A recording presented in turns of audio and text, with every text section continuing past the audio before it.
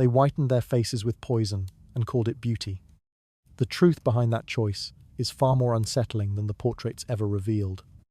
Ideals were shaped not by elegance, but by fear, power, and the quiet pressure to survive. Beneath every pale surface was a history no one wanted to name. Tonight, we step into that world and watch how an obsession refused to die. So, before you feel comfortable, take a moment to like the video and subscribe to the channel. Only if your heart truly wants to. If you do like it, leave a little comment letting me know what time it is where you are. Now, dim the lights. Adjust the pillow to fit your head. Maybe turn on a fan to create a relaxing atmosphere. And let's begin this journey together tonight. If one stood quietly inside a Tudor household and watched the way people measured a woman's worth, it would become clear that beauty was not a decoration, but a social requirement. In this world, appearance shaped reputation, and reputation shaped survival. A woman's face, her posture, her clothing, and above all, the colour of her skin acted as silent proof of her place in the hierarchy. The rules were unspoken but widely understood, and every gesture in daily life reinforced them. Beauty was not simply admired, it was enforced by expectation, by gossip, and by fear of being seen as less than proper. The upper classes dictated these standards with confidence. They lived indoors, shielded from labour and sunlight, and their untouched skin became a natural marker of privilege. Their faces were pale, their hands smooth, and their movements slow enough to show that time itself belonged to them. Servants and labourers moved quickly because they had to. The upper classes moved slowly because they could. That difference seeped into ideas of attractiveness. A woman who looked rushed, flushed, or sun-darkened was immediately read as lower, regardless of her character or intelligence. The face was the first judgment, and once set, it rarely shifted. The pressure affected every woman, even those who could never achieve the ideal. Mothers watched their daughters closely, teaching them to avoid sunlight as if it were a stain. They reminded them that a future husband would look at the face before the dowry, and that the wrong complexion could close doors permanently. Daughters learned to stand in the shade, to keep windows shuttered, and to treat their own reflection as a measure of social survival. Beauty did not belong to them personally. It belonged to the family, the lineage, the hope for marriage alliances. A woman's worth was as visible as her skin, and everyone around her acted accordingly. Inside Tudor towns, one could see how sharply the classes divided themselves through colour alone. Women who worked in fields or carried goods across muddy streets bore the sun on their faces. Their skin darkened quickly. Their cheeks showed the weather, and their hands cracked from cold water and rough cloth. No one mistook them for noble women. Even if their clothing was clean and carefully mended, their lives marked their bodies, and their bodies marked their social standing. There was no hiding it. In a society obsessed with appearances, nature itself became a form of branding. The aristocracy, on the other hand, treated the body almost as a performance. Pale skin meant leisure, status, and protection from manual work. Pale skin showed that a woman was cared for, sheltered, and properly raised. Even her personality was assumed from it. A pale woman was gentle, a pale woman was refined, a pale woman was obedient. No one questioned whether these traits were real. The skin tone told the story, and most people chose to believe it. The entire system rested on assumptions that no one dared challenge, because challenging it meant stepping outside the rules that protected them. In private chambers, women struggled with the expectations placed on them. They inspected their faces in polished metal mirrors, searching for signs of sun or imperfection. They noticed every mark, every change, every hint of colour that might suggest they had been careless. Some rubbed their skin with cloth dipped in cold water. Others used powders or cloth hoods to maintain the pale tone expected of them. None of these efforts felt optional. They were obligations. Quiet demands woven into daily routines. A woman who failed to meet them risked more than criticism. She risked her future. Even men participated in enforcing these standards. A husband could judge his wife's appearance as a reflection of his own household, and a father could judge his daughter's complexion as a measure of marriage prospects. Male approval or disapproval shaped how strictly women followed the beauty codes. In a time when women held little legal autonomy, they learned quickly that social survival depended on conformity. That dependence made the rules powerful. It also made them nearly impossible to escape. Walk into a Tudor court gathering, and the hierarchy of beauty became even more severe. The brighter the room, the more merciless the comparisons. Pale faces framed by dark velvet gowns stood in contrast to the candlelit walls, creating a visual display that reinforced privilege. Every woman watched the others and absorbed the silent message. Beauty was competition, and those who failed lost more than admiration. They lost influence, respect, and in many cases, opportunity. Court life amplified the pressure until it became a constant presence, shaping every choice from wardrobe to posture. The link between beauty and morality also played a part. Pale skin was not only elegant but moral, or so people believed. A pale woman appeared controlled, modest, and contained. A sun-darkened complexion suggested exposure, looseness, or impropriety. It was a simple leap, but a powerful one. By treating appearance as proof of virtue, Tudor society created a system where women lived under constant scrutiny. Their bodies were judged before their minds, and their worth was measured in shades of white rather than strength or intelligence. Historians often describe Tudor England as a world built on order, and physical appearance was one of its most rigid forms of order. Every glance, every whispered remark, every comment passed among women reinforced the same message. Beauty was not a gift but a duty, and pale skin was the clearest sign that a woman had fulfilled that duty. It did not matter if the appearance was natural or manufactured. It mattered only that it existed, because without it, the social ladder became much harder to climb. Looking back, it is difficult not to feel a sense of unease. The rules seem harsh, the expectations unreasonable, and the consequences unfair. But for Tudor women, these were simple facts of life. They accepted the pressures because rejecting them meant stepping outside the identity society had created for them. Beauty was not shallow, it was survival. Appearance was not vanity, it was structure. And within that structure, women learned to navigate, adapt, and endure. Even today, the echoes of those expectations remain. The idea that appearance can determine worth has not disappeared, it has only changed form.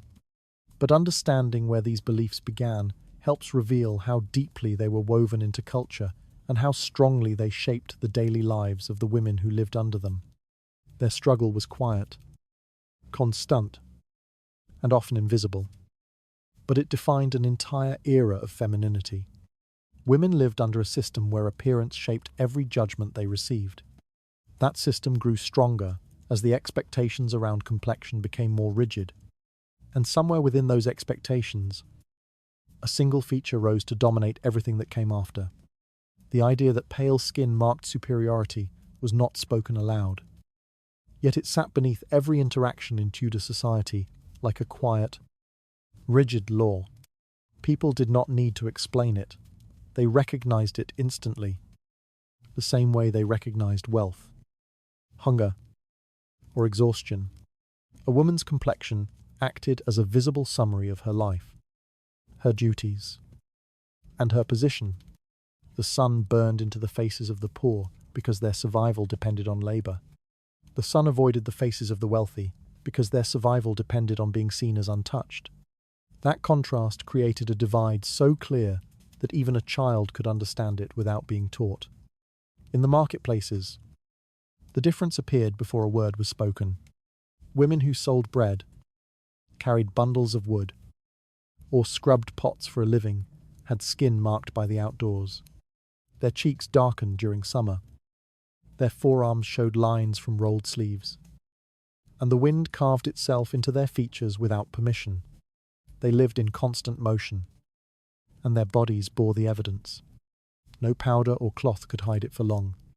Their lives seeped into their complexion, turning it into a record of labour.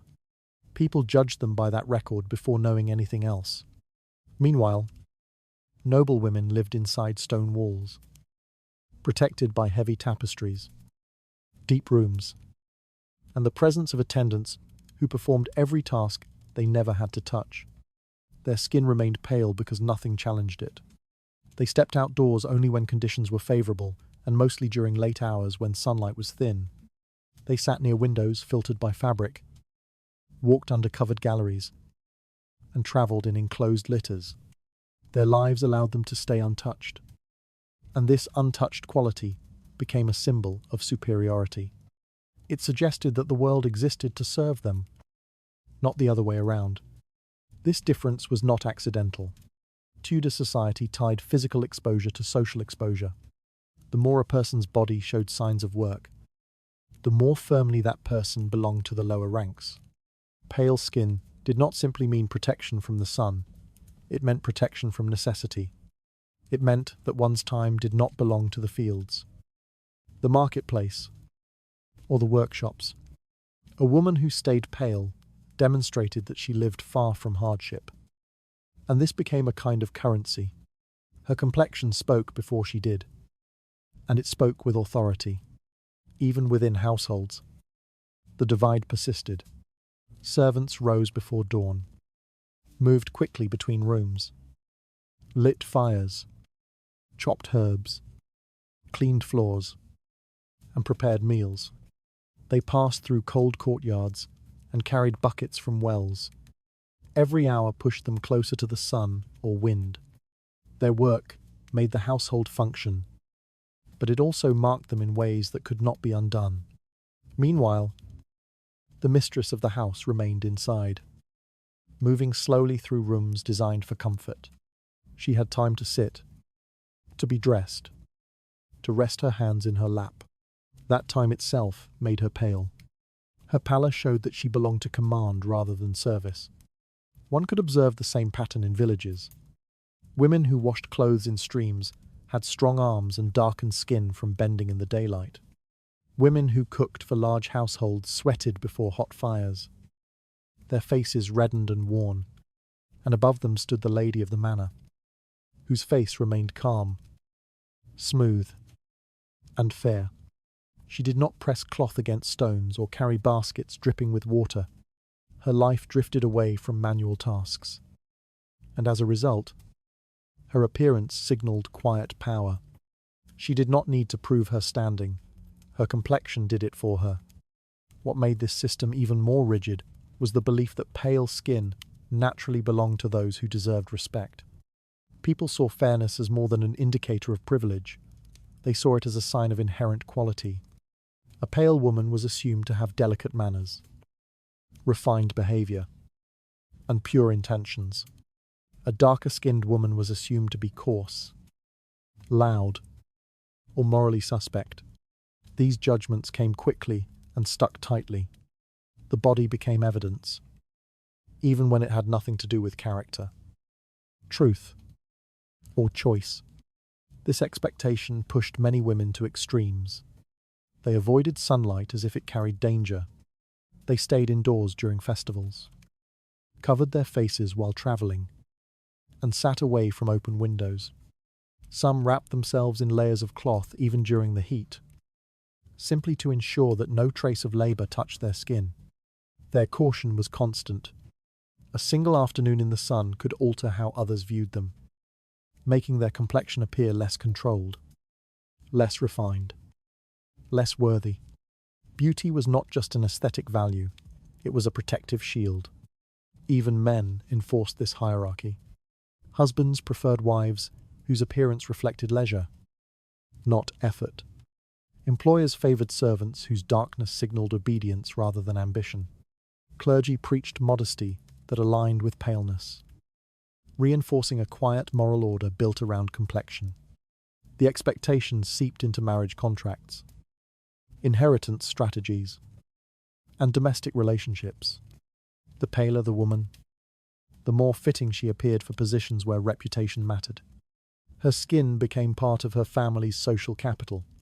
Documents from the period describe women who spent hours applying powders made of ground eggshell, rice flour, or even chalk to brighten their faces. They believed that a pale appearance opened doors and softened judgments. Some nobles complained when their daughters returned from summer visits slightly darker, as if their value had decreased. These reactions were not exaggerations but reflections of a deeply embedded belief. A woman's worth could be seen before she spoke, and it was seen in the colour of her skin. It is unsettling to recognize how tightly identity and complexion were tied. Women lived inside boundaries they did not choose, performing a version of beauty that affirmed their rank. Their faces became signals to the world, whether they wished it or not. And in a society obsessed with order, those signals mattered more than honesty, or talent, or intelligence. The line between beauty and hierarchy blurred until they became nearly the same thing. The deeper one looks into Tudor culture. The clearer it becomes that pale skin was not only desired, but required for any woman aspiring to respect or influence. This requirement shaped childhood routines, adult behaviors, and generational expectations. It built an invisible wall between classes and gave those at the top a way to prove their status without speaking. Pale skin became a language, and everyone learned to read it. This world functioned on the belief that complexion revealed a woman's place, even when it revealed nothing at all. That belief extended far beyond clothes or manners and settled into the very core of social identity. And beneath that belief stood a royal figure who would transform pale skin from symbol to weapon. The court of Henry VIII shaped the standards of beauty with a force that reached far beyond the palace walls. Every gesture, every garment, and every portrait produced inside the royal chambers became a kind of instruction for the rest of the kingdom. Women watched the Queen closely, studying the way she carried herself, the way she framed her face, and the effect that her appearance had on the king. The Queen's beauty was not simply admired, it was treated as a model to be repeated. Court ladies mirrored her choices because standing near her image meant standing nearer to favour, and favour was one of the few currencies women could use to secure their future. Inside the court, appearance functioned almost like a language. A pale face signalled refinement. A controlled expression suggested discipline. And careful grooming hinted at education and breeding. Women adjusted themselves constantly to meet these expectations. They observed the Queen during ceremonies, meals, and processions, noting every detail that drew admiration. When a queen wore her hair a certain way, the court followed. When she heightened her complexion with powder or softened her features with certain colours, those around her imitated the effect. The process happened quietly, but its influence spread outward until noble households across England adopted the same standards. Anne Boleyn became a unique figure in this landscape. She did not possess the ghostly pale skin that the Tudor beauty idealized. Yet she understood how to manipulate appearance with remarkable intelligence. Her complexion was warmer than what the court considered perfect, but she learned to brighten it with thin layers of powder and subtle touches of colour, rather than fight the ideal. She shaped herself just enough to fit inside it, while still keeping the features that made her striking. Her dark eyes, strong presence, and deliberate styling created a form of beauty that others tried to echo, even if they could not fully capture it. Her influence was not limited to those who saw her in person. Portraits of Anne circulated through noble families and foreign courts, spreading her image far beyond England. These portraits did more than record her face. They broadcast a version of court beauty that people accepted as truth. Artists lightened her skin slightly, softened the edges around her jaw, and emphasized the contrast between her dark hair and her clothing. The result was a polished version of Anne that fed into the ideal, without erasing her identity. Women who studied these portraits tried to copy the same harmony of features, believing that resemblance to a queen brought a form of silent power. Henry VIII himself contributed to this dynamic. His preferences carried enormous weight, and his shifting attention drove women to adjust their appearances constantly. When the king admired purity and softness, the court brightened their skin and lowered their gazes. When he admired liveliness or sharp wit, they tried to project those qualities through small refinements in dress and expression. No one stated these changes openly, yet everyone recognized the pattern. A woman's survival at court depended on understanding what the king valued, and his preferences shaped the standards for everyone else. The spread of these ideals was rapid and persistent. Families in distant towns commissioned portraits that followed the same aesthetic rules used in the palace. Artists exaggerated pallor, minimized imperfections, and placed their subjects in positions that mimicked royal portraiture. These images traveled from household to household, reinforcing the idea that noble beauty required a particular appearance. The court set the mold, and the country followed it as faithfully as it could. What made the court's influence so strong was the belief that beauty equaled legitimacy. If a woman resembled the queen, even faintly, she appeared more cultured, more educated, and more morally upright. People did not question the logic behind this connection. They accepted it because the court acted as the center of value. A queen's face became a template for respectability, and women shaped themselves with that template in mind, even when it strained against their natural features. Anne Boleyn's era made this pattern especially visible. Her rise created a sharp awareness of how beauty could shift power. Her fall created fear about how fragile that power could be. Both moments taught the same lesson. Appearance inside Henry VIII's court was not decoration but strategy. Women understood that their faces could elevate them or end them, and they behaved accordingly. The aesthetics of the court spread outward through clothing, cosmetics, and stories whispered across towns. Even households far from political influence attempted to mirror what they imagined the queen looked like. The desire to match that ideal became a quiet obsession, one that seeped into marriage arrangements, social invitations, and the judgment passed between neighbours. It showed how deeply the monarchy's shadow reached into private life. In the end, the beauty crafted inside Henry VIII's court did more than shape the appearance of noble women. It set a national expectation. It taught women to treat their faces as public statements and encouraged men to read those statements as truth. The court became the origin of a beauty system that placed immense pressure on women to mold themselves into symbols rather than individuals. The court created standards that reached every corner of Tudor society. Those standards grew stronger as queens refined their own appearances for political survival. A single monarch would soon turn pale skin into something far more calculated than personal preference. Her appearance did not simply reflect her status, it constructed it. Within the Tudor court, where every glance carried meaning and every gesture shaped alliances, Elizabeth understood that her face could speak with more authority than any proclamation. Her pale complexion was not a natural feature, but a deliberate creation, built carefully through layers of powder that turned her skin into something almost unreal. Under candlelight, her face appeared smooth, calm, and distant, as if time could not touch her. People looked at her and saw not a woman aging under the pressure of rule, but a symbol crafted to stand above ordinary life. The damage left by smallpox had threatened this image.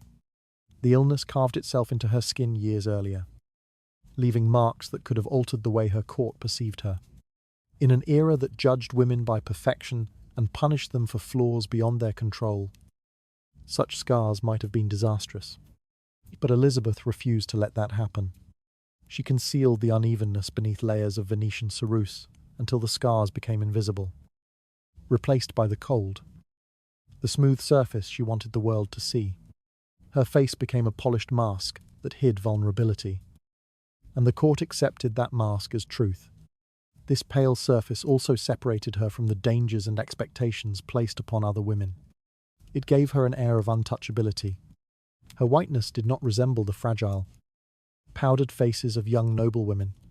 It resembled wax, almost statuesque. That stillness became part of her authority. When she entered a room, people noticed the contrast between her white skin and her red hair. The brightness of that pairing created an image impossible to forget. It was theatrical, but it was also strategic. The striking combination made her instantly recognizable. And recognizability mattered in a kingdom where the monarch needed to be both present and elevated. Her courtiers interpreted her appearance as a sign of strength. They believed the queen existed on a different plane from the rest of them, removed from the limitations of the body. The whiteness of her face supported this illusion. It suggested purity, clarity of mind, and an almost divine distance. For a woman ruling alone in a world that doubted female authority, these impressions were crucial. They shaped loyalty, fear, admiration, and dependence. People did not simply obey Elizabeth, they revered the image she crafted. At the same time, her pale complexion communicated a message to foreign ambassadors. They arrived at court expecting a queen weakened by illness or stress. But instead, they found a figure whose face appeared untouched by hardship.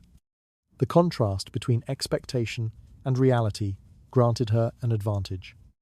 Diplomats left with the impression that she possessed strength beyond her circumstances. They reported back to their monarchs not about her scars or age, but about the strange, luminous quality that seemed to mark her as exceptional.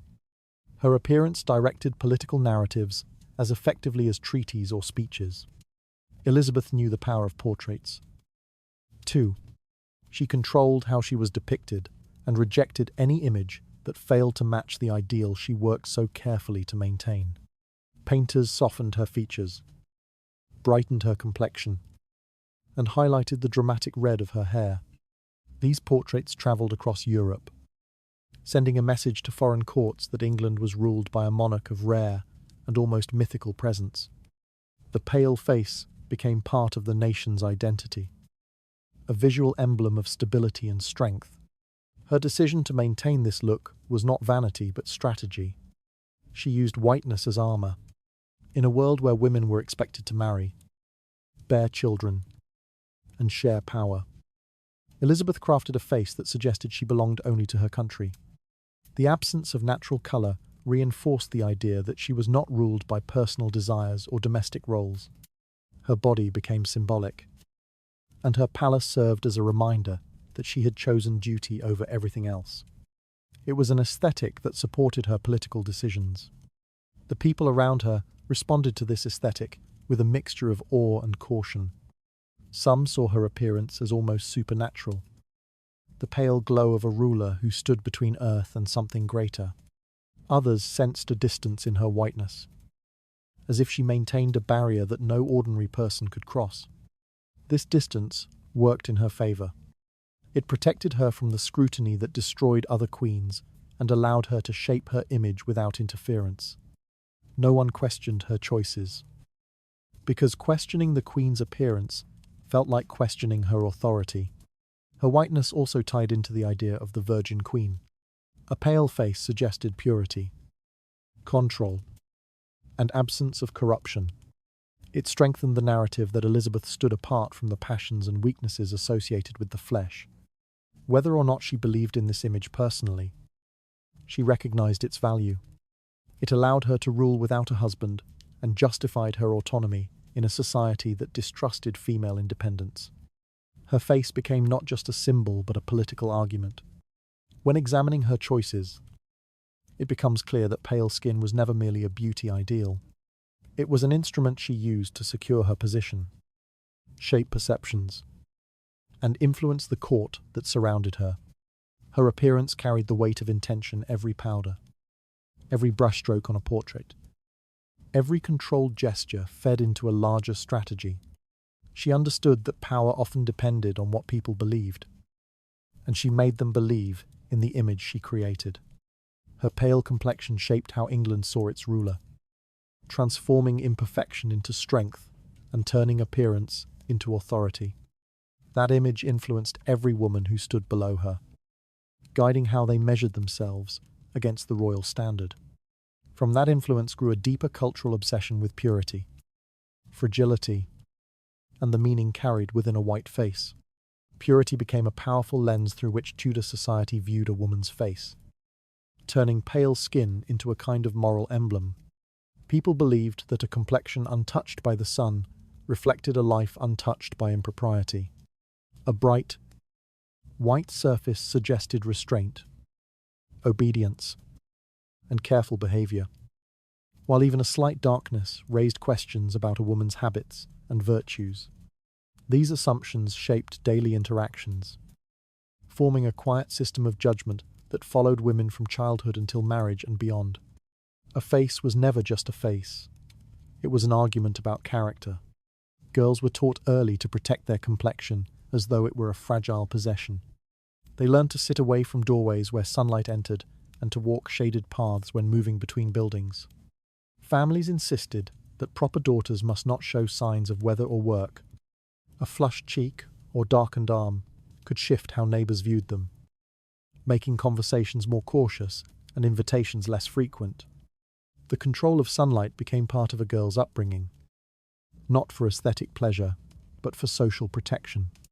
Mothers repeated these instructions with the same seriousness given to household duties. Within households of status, women practiced precise routines to maintain the ideal surface. They powdered their faces before appearing in public, softened any natural colour that hinted at life outdoors, and adopted calm expressions that created an impression of stillness. A serene face was praised for modesty. A blank one was praised for discipline. Tudor beauty merged with Tudor morality until the two became difficult to separate. Women learned to erase signs of their own existence, replacing them with a controlled image that satisfied the expectations of those around them. Sun-darkened skin became associated with improper behaviour. A woman who carried the warmth of the outdoors on her face risked being perceived as careless or bold. People assumed she spent too much time beyond her home or exposed herself unnecessarily to public spaces. These judgments clung to women regardless of circumstance. Those who worked out of necessity could not escape the sun. Yet society viewed their darkened skin as a character flaw rather than evidence of labour. Respectability depended not on truth but on appearance, and appearance favoured those with protection, leisure, and means. In contrast, pale skin symbolised a life of restraint. It indicated that a woman remained indoors, shielded from the harshness of work and the unpredictability of public streets. These conditions offered a kind of quiet privilege. A pale woman appeared more delicate, more refined, and more suitable for marriage negotiations. Families seeking advantageous alliances evaluated complexion as closely as they evaluated dowries. Pale daughters increased their household's prospects. Darker ones required justification or additional wealth. Beauty ideals became part of economic strategy.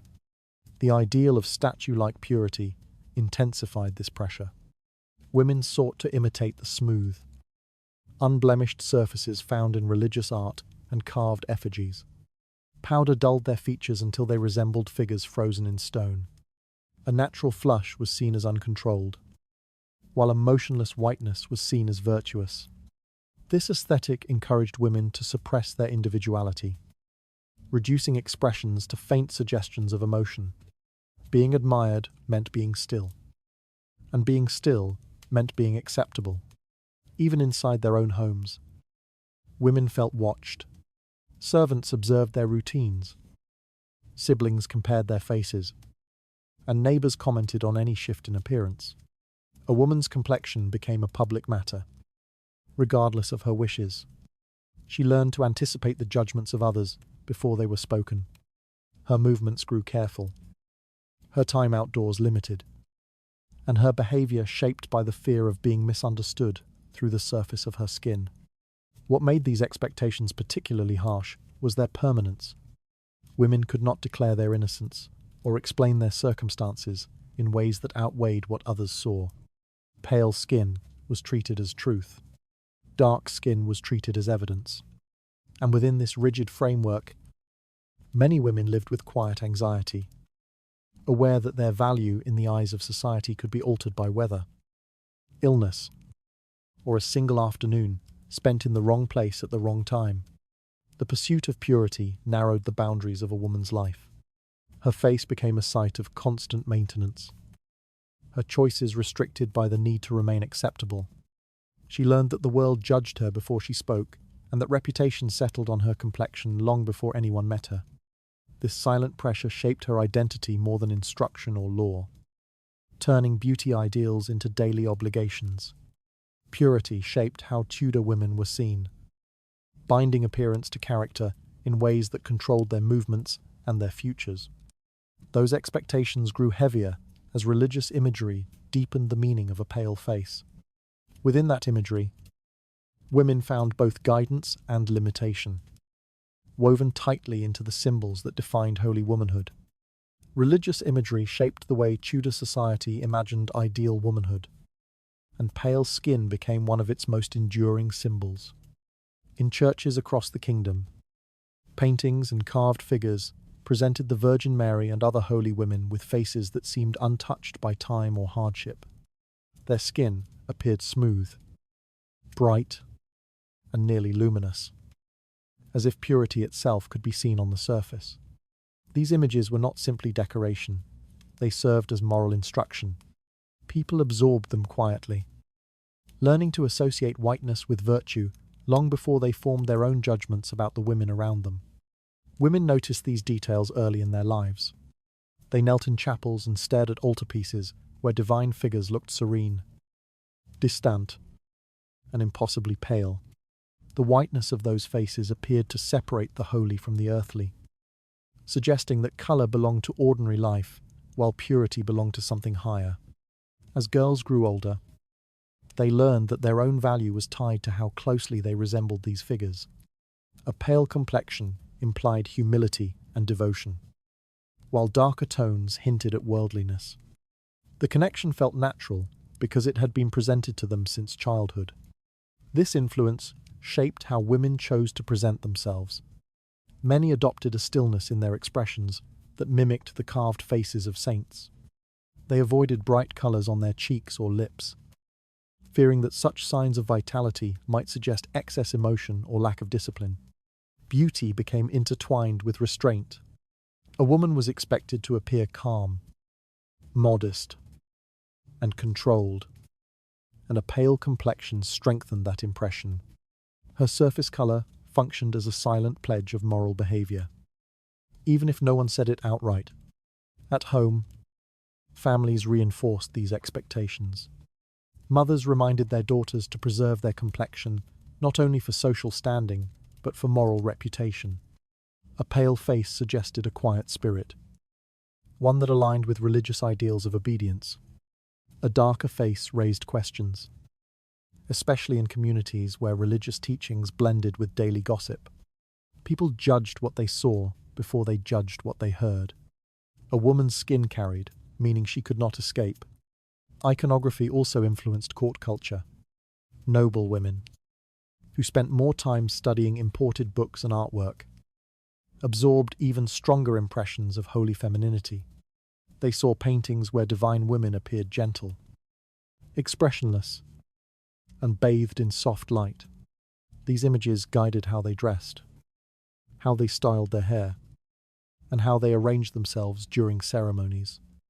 They learned that spiritual purity and social approval could be earned the same way, by presenting a still, white, untouched surface to the world.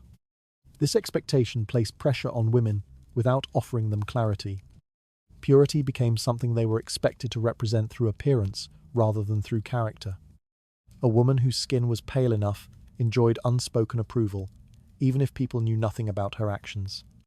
A woman whose skin showed warmth or natural colour struggled to earn that same approval, no matter how devoted or disciplined she might be.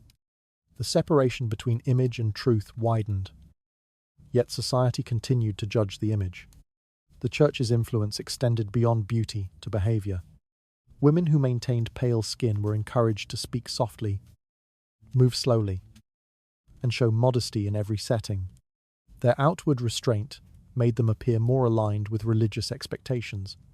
Meanwhile, women who worked outdoors or lived with less protection found themselves associated with qualities they did not choose. Their skin placed them outside the ideal, and society treated them accordingly.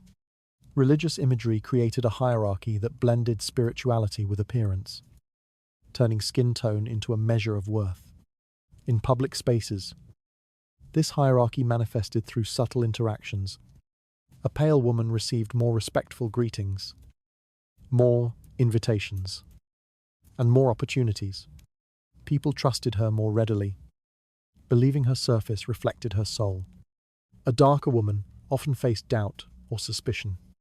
These reactions did not require words. They passed through glances, pose, and small changes in tone.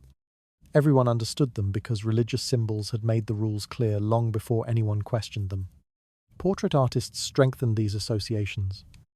When painting noble women, they softened skin tones to match the holy aesthetic valued by the church. They highlighted the brightness of foreheads, smoothed cheekbones, and erased signs of fatigue. The resulting portraits resembled the religious art that hung in churches. Women began to look like saints, not because they lived saintly lives, but because the expectation of saintliness applied to their appearance.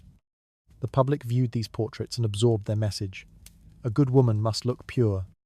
Over time, the link between pale skin and moral virtue became so deeply rooted that few questioned it. Women lived according to a model shaped not by who they were, but by who the church wanted them to resemble. The imitation was not only visual, it influenced how they behaved, how they interacted with others, and how they imagined their own value. Their faces became tools of conformity, reflecting ideals that left little room for individuality. Religious imagery taught Tudor women that purity could be displayed on the surface, turning their faces into symbols of devotion. That symbolism shaped how they dressed, behaved, and judged themselves, tightening expectations that extended into every corner of their lives. Those expectations only intensified as portraiture began to spread the same pale ideal across noble households. Portraits in Tudor England did more than record a person's appearance. They constructed a version of reality that people learned to accept as truth. Artists understood what their patrons wanted to see, and pale skin stood at the center of that expectation. Faces were brightened, shadows softened, and imperfections erased until the subjects appeared untouched by time or hardship. These portraits traveled through noble households, displayed in halls and chambers where visitors studied them closely. Each painting reinforced the idea that noble beauty required a level of pallor far beyond what real skin could maintain. Women looked at these images and learned quietly from them. A portrait might show a woman with skin so bright it seemed to glow. Even in dim candlelight, the effect suggested purity, delicacy, and a life sheltered from labor. No one questioned whether the subject actually looked that way in daily life. The painting served its purpose. It offered a perfected version of status. This perfection became a target for others, who tried to replicate it through powder, clothing, and strict control of their time outdoors. Portraits did not reflect reality, they replaced it. Artists themselves contributed to this shift. When creating a noble woman's portrait, they applied whitening pigments directly to the panel or canvas, sometimes using layers so thick they resembled cosmetic powder. They blended tones carefully to produce an even surface with no sign of natural warmth. In many cases, the skin tone in the painting was lighter than any woman could achieve without discomfort or danger. Yet the more unrealistic the portrait appeared, the more it fit the expectations of Tudor beauty. Pale skin became a visual shorthand for superiority, and painters relied on it to satisfy their patrons. These portraits shaped more than personal vanity. They influenced how families presented themselves to others. When a guest entered a home, the paintings on the walls became silent, introductions, a series of pale, serene faces signaled lineage, refinement, and order. They suggested that the women in the household maintained the discipline expected of their class. Over time, people began to assume that a family without such portraits lacked the same refinement, even if the individuals themselves behaved with equal grace. The paintings created a standard that people felt obligated to imitate. The influence extended into court life as well. Ambassadors, studying portraits of the Queen or her ladies, formed impressions about English society long before they arrived. These images communicated messages about discipline, wealth, and stability. Foreign courts judged England partly through these painted faces, interpreting the exaggerated pallor as evidence of elegance or moral strength. The power of a single portrait stretched across borders, shaping diplomatic perceptions through the illusion of perfect skin. Within England, the effect on women grew steadily stronger. They watched how portraits flattened complexity into a controlled image and attempted to do the same with their own faces. Cosmetic routines expanded. Some women applied powders until their skin matched the unreal smoothness they saw on painted panels. Others adjusted their posture or expression to resemble the stillness of portrait subjects. Believing that this stillness conveyed virtue, the boundary between real life and representation blurred, and women felt pressure to embody the images meant only to decorate walls. This pressure did not remain confined to noble families. Merchants, landowners, and rising households commissioned portraits that imitated the same pale aesthetic. As wealth expanded, so did the accessibility of art, and the beauty standards preserved in noble paintings spread to broader ranks. Women who had never set foot in court found themselves compared to portraits of people they would never meet. The reach of these images widened with each commission, weaving a single aesthetic through homes of very different circumstances. The most striking part of this transformation was how quietly it occurred. Portraits did not instruct or lecture, they simply existed. People observed them, admired them, and slowly internalized the messages they carried. A pale face became a marker of grace. A bright forehead suggested intelligence. A smooth cheek implied gentleness. These associations formed without discussion, settling into cultural memory like sediment. Even those who recognized the exaggeration accepted the ideal it portrayed. Over time, the portrait tradition shaped how women judged themselves. They compared their reflections to static, perfected images and looked for flaws that paintings never showed. A freckle seemed improper. A flush appeared undisciplined. They learned to view their own faces through the same idealized lens used by painters. Art had turned into instruction, and instruction had turned into expectation. Pale skin, once a symbol of status, became a requirement upheld not only by society but by the visual record it left behind. The paintings were beautiful, but they were also prescriptive. They taught women what they were supposed to be, even when that image had nothing to do with the realities of their lives. Portraits reshaped beauty by offering impossible versions of the women they depicted, and those versions became standards others felt pressured to achieve. As these images circulated, they pushed society toward harsher expectations, preparing the ground for cosmetic practices that sacrificed health in pursuit of whiteness. White faces in Tudor society did not come naturally, and many women turned to Venetian ceruse to achieve the brightness they believed they needed. This cosmetic, made from lead and vinegar, promised an instant transformation, a smoother surface, a lighter tone, a mask that concealed every mark of life. The mixture left the skin looking pure and untouched, giving women the appearance expected of their rank. Yet beneath the powder lay a quiet danger that few wanted to acknowledge. The desire for whiteness pushed them toward a substance that slowly damaged their bodies, even as it helped them meet society's demands. Women applied the powder carefully each morning. They mixed it to the right consistency, spread it across their foreheads and cheeks, and smoothed it down their necks. The process created a polished finish, making their skin appear uniform and unblemished. The effect resembled the idealized faces in court portraits, turning living features into something still and controlled. They saw the result in their mirrors and felt relief, believing that the powder protected their reputation as much as it hid their imperfections. For many, it became a routine as essential as dressing. The consequences began quietly. At first, the skin beneath the powder grew dry and sensitive. Reacting to the harsh ingredients, women ignored the irritation, adding more ceruse to hide the redness it caused. Over time, small sores appeared, then widened. Hair near the forehead began to thin, then fall away. The powder that hid their flaws also created new ones, worsening their skin until some areas could no longer be exposed.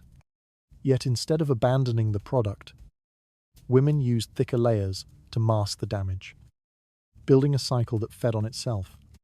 Headaches and dizziness became common. Women described a heaviness behind their eyes, a persistent ache they treated as a nuisance rather than a warning. Society had already taught them that beauty required discomfort. If pale skin demanded a price, many were willing to pay it.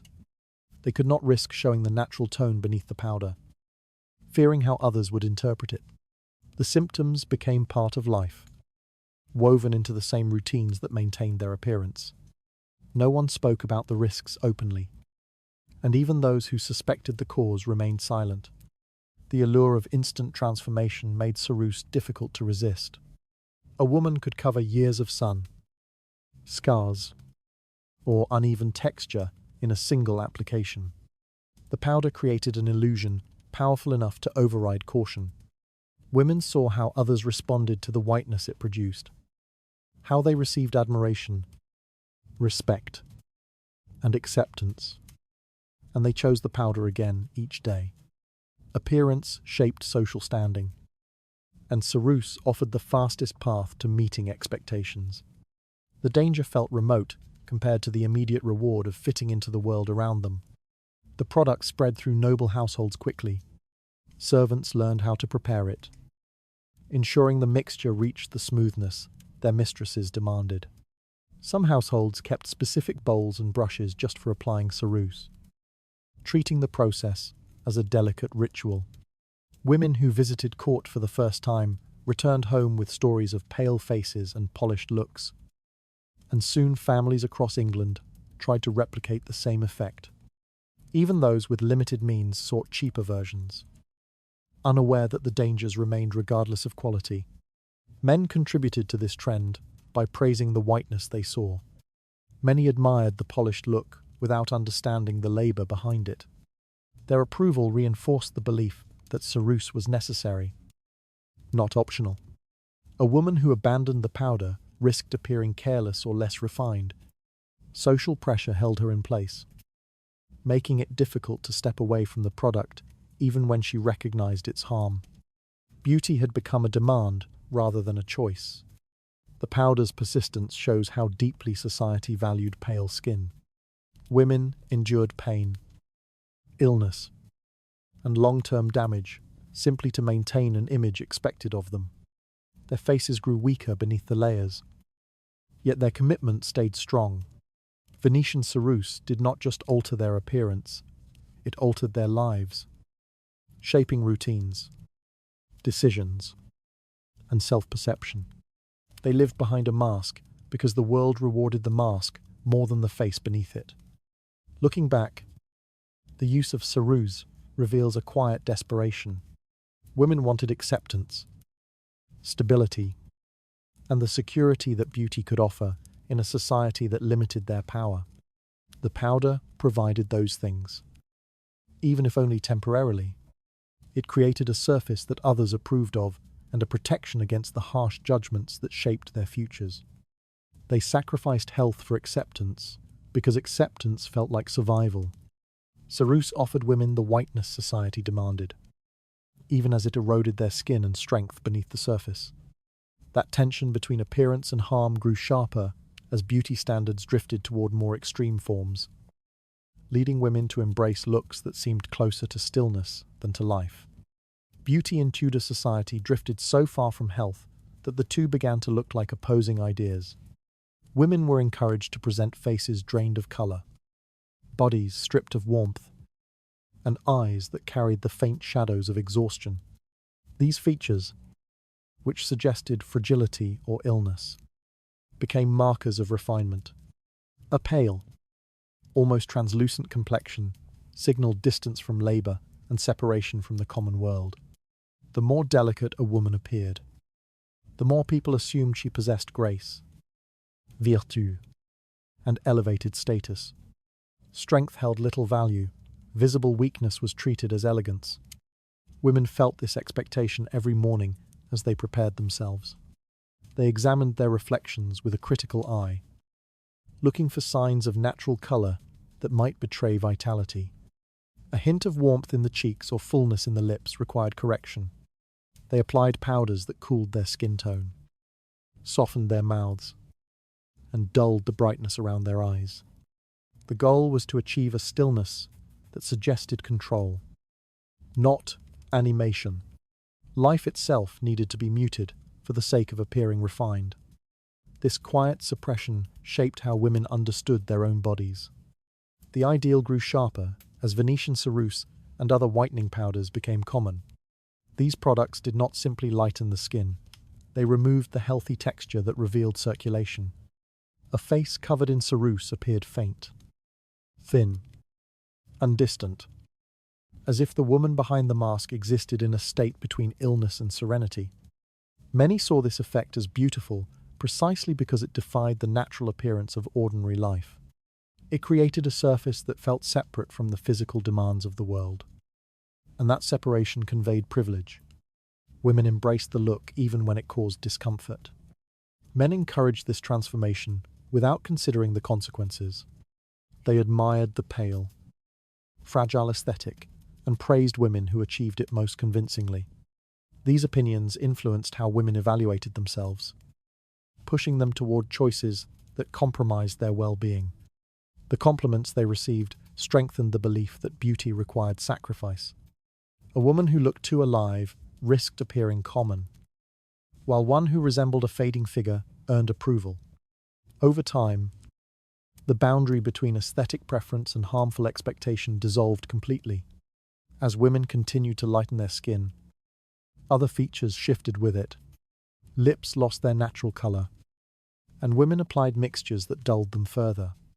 Eyes appeared hollowed not only from cosmetic alteration, but also from fatigue caused by lead-based powders. The result was a face that hovered on the edge of sickness. People recognized the signs, yet reinterpreted them through beauty standards. Instead of questioning the causes, they admired the outcome. Weakness became a performance that society rewarded. This admiration fed into a cycle that pushed women to dangerous extremes. Some avoided sunlight altogether, isolating themselves indoors for long stretches of time. Others applied whitening mixtures so frequently that their skin cracked, bled, or peeled. The harm did not deter them. They believed that maintaining the expected appearance mattered more than preserving their health. Cultural pressure made the risk seem reasonable. A pale face offered social protection, while a healthy one signaled exposure to the hardships society despised. The aesthetic also shaped how women carried themselves. Slow movements, faint expressions, and soft speech complemented the visual impression of fragility. Together, these traits created a persona that matched the pale complexion society admired. Women entered rooms as though their bodies were delicate structures that needed careful handling. They behaved as if a burst of energy might shatter the illusion. Their physical presentation became a continuation of the beauty mask they wore, blurring the difference between choice and obligation. In private moments, some women recognized the toll the standard took on them. They felt the headaches, the trembling hands, and the persistent weakness brought on by toxic cosmetics. yet the fear of appearing too robust kept them silent. Health became a liability, something to hide rather than protect.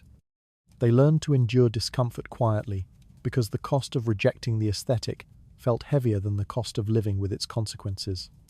Pain was absorbed into the routine of beauty. The tragic irony was that society read these signs of harm as symbols of refinement. A face drained of life indicated that a woman did not labor. A thin, faint appearance suggested gentleness and delicacy. The closer a woman seemed to fade, the more people praised her beauty. Tudor culture turned illness into aspiration, confusing vulnerability with virtue. Women lived inside this contradiction, knowing that their lives narrowed as their appearance brightened. These expectations reveal how deeply beauty standards could distort values. When fragility became a symbol of superiority, women felt pressured to move toward it even when it threatened their well-being. They learned to diminish themselves because the world admired the diminished version. And in this pursuit, society ignored the cost. Their bodies paid for the illusion of perfection. Beauty grew harsher as it demanded signs of fragility, turning illness into elegance and sacrifice into expectation. Those demands intensified as women tried to hide the damage beneath thick layers of powder. Beneath that powder, the struggle between concealment and decay became increasingly difficult to control. Illness shaped the lives of Tudor women long before beauty standards did, and the marks it left on their skin became something they could not ignore. Smallpox scars, patches of discoloration, and sores from various infections appeared commonly across faces and bodies. These marks carried heavy social meaning, often interpreted as signs of impurity or weakness. Women responded by turning to thick layers of powder, hoping to cover what illness had taken from them. The powder became a barrier between their private suffering and the public gaze, a way to present themselves as unmarked even when their skin was far from whole. Ceruse and other whitening mixtures served this purpose well. When applied heavily, the powder covered scars and redness, smoothing the surface into something closer to the pale ideal society admired. Women pressed it into every groove and crease, filling the indentations left by disease. Each morning began with examination and correction, transforming damaged skin into a quiet mask. The powder dulled shine, softened shadows, and erased the visibility of wounds that had never fully healed. In doing so, it allowed women to move through social spaces without exposing the vulnerabilities written across their faces. But as the layers increased, the consequences deepened. The powder did not simply rest on the skin, it interacted with it.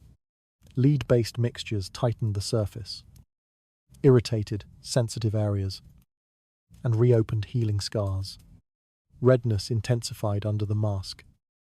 Infections worsened, and sores spread beneath the powder's weight. Women applied more powder to hide the damage, creating a cycle where concealment caused the very problems it attempted to solve. They lived with the contradiction quietly, because showing their natural skin felt even more dangerous than harming it further. The act of covering illness also shaped how women saw themselves. Instead of understanding scars as part of survival, they viewed them as flaws that threatened their place in society. Every mark seemed like a reminder of vulnerability, something to hide immediately. The mirror became a tool of inspection rather than acceptance.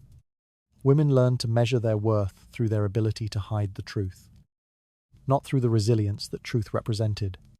The powder offered a temporary sense of control, but it also narrowed their lives to the maintenance of an illusion. Social pressure intensified this need for concealment. A woman with visible marks risked judgment from neighbors and relatives, who often interpreted skin conditions through the lens of morality. Illness was common, yet people still searched for explanations linked to behavior or character. A scarred face invited whispers. A darkened patch of skin could be mistaken for neglect. Powder, no matter how harmful, protected women from these interpretations. It became a social shield as much as a cosmetic tool. In noble households, The expectation for flawless skin grew even harsher. Court life demanded polished appearances, and women who presented themselves without powder risked appearing careless or inferior. Servants learned to handle the powder with precision, smoothing it across areas that needed the most attention. Some used brushes to apply multiple layers, building thickness gradually to ensure that scars remained invisible. The effort required time, training, and discipline, turning daily preparation into something resembling medical treatment rather than simple grooming. The disguise extended into emotional life as well. Women who wore thick powder developed a habit of stillness, avoiding expressions that might crack the surface. Smiles softened, frowns disappeared, and their faces began to resemble the portraits hanging in noble halls. Calm, stiff, and idealized. The need to preserve the mask prevented them from moving freely. And over time, the mask seemed to define them more than the skin beneath it. Their beauty became a quiet performance that required constant maintenance. In private moments, the toll of concealment became harder to ignore. Removing the day's powder revealed the worsening state of their skin, a reminder of the damage caused by both illness and the cosmetics meant to hide it. Some noticed new sores each week. Others watched scars deepen or spread. Yet stopping felt impossible. Without the powder, their reflections exposed the full reality of their condition, and society had made it clear that such honesty carried a cost. Women continued because they felt they had no choice. The tragedy of concealment lies in how deeply it shaped identity. Women were taught that their worth depended on appearing untouched, even when their lives had been marked by illness, loss, and hardship. They built layers of powder not only on their skin, but on their sense of self, learning to hide rather than to heal. The more they covered, the more they lost sight of the face beneath. The mask became both protection and prison. Heavy powders hid the scars left by disease, but each layer pushed women deeper into a cycle of harm, silence, and dependence on the very substances that worsened their skin. Beneath those layers, health deteriorated quietly as beauty standards grew sharper and more demanding. Dark fabrics and pale skin worked together in Tudor fashion, creating a contrast that many women relied on to strengthen the illusion they built each morning. Clothing did not merely cover the body, it framed the face, shaping how others interpreted a woman's appearance before she even spoke. Deep shades of navy, black, and wine red were favored because they sharpened the brightness of pale complexions, making the whitened skin appear even more pronounced. Women chose these colors carefully, knowing that the effect could elevate their status in the eyes of those around them. The face became a spotlighted surface, floating above layers of heavy cloth. Pearls and gold ornaments added another dimension to this presentation. Their reflective qualities pulled light upward, making the face appear brighter and more controlled. Necklaces rested high on the collarbone, catching even small movements of the head and casting subtle glimmers toward the pale mask above. Earrings framed the jawline, drawing attention toward the cool whiteness of the skin. These accessories worked like silent accomplices, ensuring that the face remained the center of attention. Women understood that the combination of pale complexion and shimmering detail signaled refinement, and they used this knowledge to shape how they were perceived in public spaces. Hoods, veils, and structured headpieces completed the composition by narrowing what the world was allowed to see. Tudor headwear often shadowed the sides of the face, while leaving the front exposed, creating a tunnel of focus that made the skin seem even brighter. This controlled framing kept the viewer's eye fixed on the whitened surface, preventing distractions from natural tones elsewhere on the body. Women embraced this effect, treating the face almost as a sacred display area. Everything around it was designed to push the gaze inward, toward the curated image they worked hard to maintain. These choices served practical purposes as well. Dark fabrics were easier to keep clean and less likely to betray imperfections or stains. Heavy materials also protected the skin from sunlight, helping women maintain the pallor demanded by society. The clothing acted as both a shield and a stage prop, guarding the complexion while drawing attention to it. Even in private gatherings, the contrast created by dark garments made the face look softer and more delicate, reinforcing the idea that fragility was a form of beauty. Women who lived in noble households considered wardrobe selection part of their daily preparation. They planned outfits according to lighting conditions, anticipating how candle glow or daylight might interact with fabric and skin. A gown worn for a midday walk differed from one chosen for a dimly lit hall. They used shadow and illumination deliberately, manipulating perception through texture and tone. Clothing became a tool of visual engineering, and its success depended on how well it enhanced the pale mask at the center. Accessories played an equally strategic role. Pearls, especially, held symbolic and practical power. Their soft luster suggested innocence and purity while amplifying the brightness of the skin. A strand of pearls resting against a dark bodice made the face appear nearly luminescent. Gold, meanwhile, offered warmth without adding color to the skin, maintaining the contrast without disrupting the illusion. These materials communicated wealth and control, yet their primary function remained the same: to elevate the pale complexion that defined Tudor beauty. Even the simplest garments followed the logic of contrast.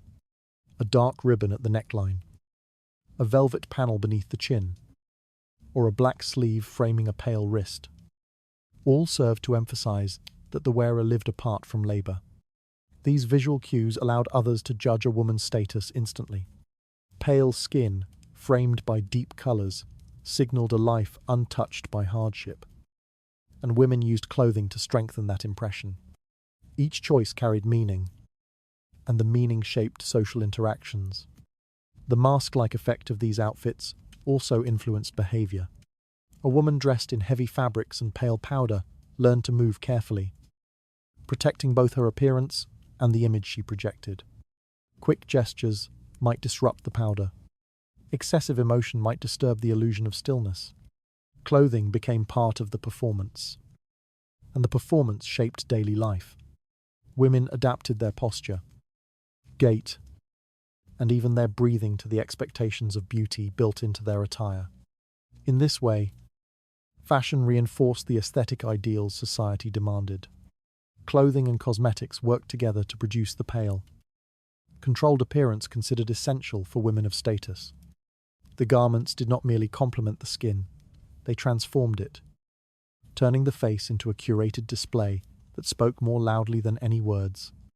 Tudor women understood the rules and followed them closely, because success in these visual negotiations influenced marriage prospects, reputation, and social standing. Dark fabrics, bright ornaments, and carefully framed faces allowed Tudor women to amplify the pale beauty society demanded, shaping their bodies into symbols of refinement. As their clothing refined the illusion, the pressure to maintain that pale surface grew stronger, pushing them deeper into the rituals needed to preserve it. Wax-like beauty emerged as one of the most rigid expectations placed upon Tudor women, shaping not only how they looked, but how they understood their own bodies. A face without natural colour became the goal, and any sign of warmth or vitality was treated as a flaw to be corrected. Women replaced the natural flush of their cheeks with faint, powdered tints, delicate shades applied so lightly they seemed almost imaginary. The purpose was not to imitate life, but to distance themselves from it. A perfectly pale face, with the faintest artificial hue, signaled restraint, control, and a kind of beauty that seemed suspended between the living and the carved. The absence of freckles, sun marks, and visible pores became another requirement of this wax-like ideal. Society treated these natural features as signs of imperfection or exposure to labor, qualities no woman of status wished to display. Women examined their reflections closely, searching for any mark that disrupted the smoothness they hoped to achieve. They layered powders to hide uneven texture, pressed pigments into their cheeks to create a uniform surface, and avoided sunlight to ensure their skin remained untouched. The closer their faces resembled polished figures rather than human skin, the more praise they received. This pursuit created a strange disconnect. Women were encouraged to erase the very qualities that revealed life: warmth, movement, color, texture. They learned to value stillness over expression and uniformity over individuality. The ideal resembled carved wax figures found in churches. Smooth, pale, and silent. These figures inspired admiration because they looked pure, not because they looked alive. Tudor women mirrored this aesthetic, and in doing so, they turned their faces into surfaces meant to be admired from a distance rather than engaged with closely. The effort required to maintain this illusion shaped daily routines. Women devoted long stretches of time to preparing their faces, smoothing powder into every crevice so the skin appeared flat and unbroken. They used small brushes to apply faint pigments exactly where society expected them, avoiding any hint of vibrancy. The process resembled sculpting rather than painting, with the final result being a still, even mask. The face became something crafted each day rather than something lived in, and the boundary between identity and appearance grew difficult to distinguish. Social reinforcement strengthened this transformation. Compliments focused on smoothness and pallor rather than expressiveness or natural beauty. A woman whose face showed no sign of movement or emotion was praised for quiet dignity. Those whose cheeks had traces of natural pink or whose skin showed texture faced subtle disapproval, as though vitality itself contradicted refinement. Women adapted quickly, learning that acceptance came from appearing as controlled and polished as the wax figures admired in religious and aristocratic spaces. Clothing and accessories amplified this effect, acting as frames for the pale, still faces that women worked to create. Dark fabrics, gleaming pearls, and structured hoods highlighted the smoothness of the skin beneath. The contrast made the surface appear even more artificial, pushing it toward the aesthetic of figurines rather than human features. Women recognized this and leaned into it, adjusting their posture and expressions to maintain the illusion. They spoke softly, moved minimally, and avoided gestures that might crack the powdered layer they had spent so much time perfecting. Privately, the weight of this expectation became harder to carry. Removing the day's cosmetics revealed the tension between image and reality. Skin irritated by powders broke out in small wounds. The pores of society insisted they hide, widened from constant clogging. Areas attacked by lead-based mixtures grew thinner, redder, and more fragile. Yet women pressed on, believing that revealing the truth beneath the mask would carry harsher consequences than enduring the damage. They did not feel free to abandon the aesthetic. Beauty had become a duty. The wax doll model of beauty reveals a culture that valued appearance over health and surface over substance. Women learned to mold themselves into shapes that satisfied others, but erased parts of their humanity.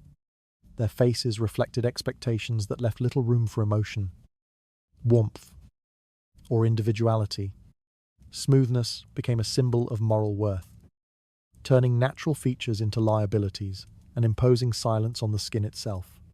The standard spread through portraits, court gatherings, and daily interactions until it became an unspoken rule.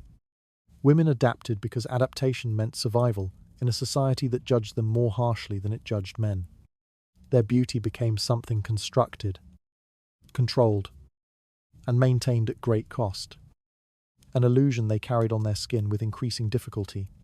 The wax doll ideal demanded stillness, smoothness, and an erasure of life, pushing Tudor women to suppress natural features in favor of polished surfaces. With each passing season, that aesthetic tightened its grip and reshaped not only their appearance, but their behavior.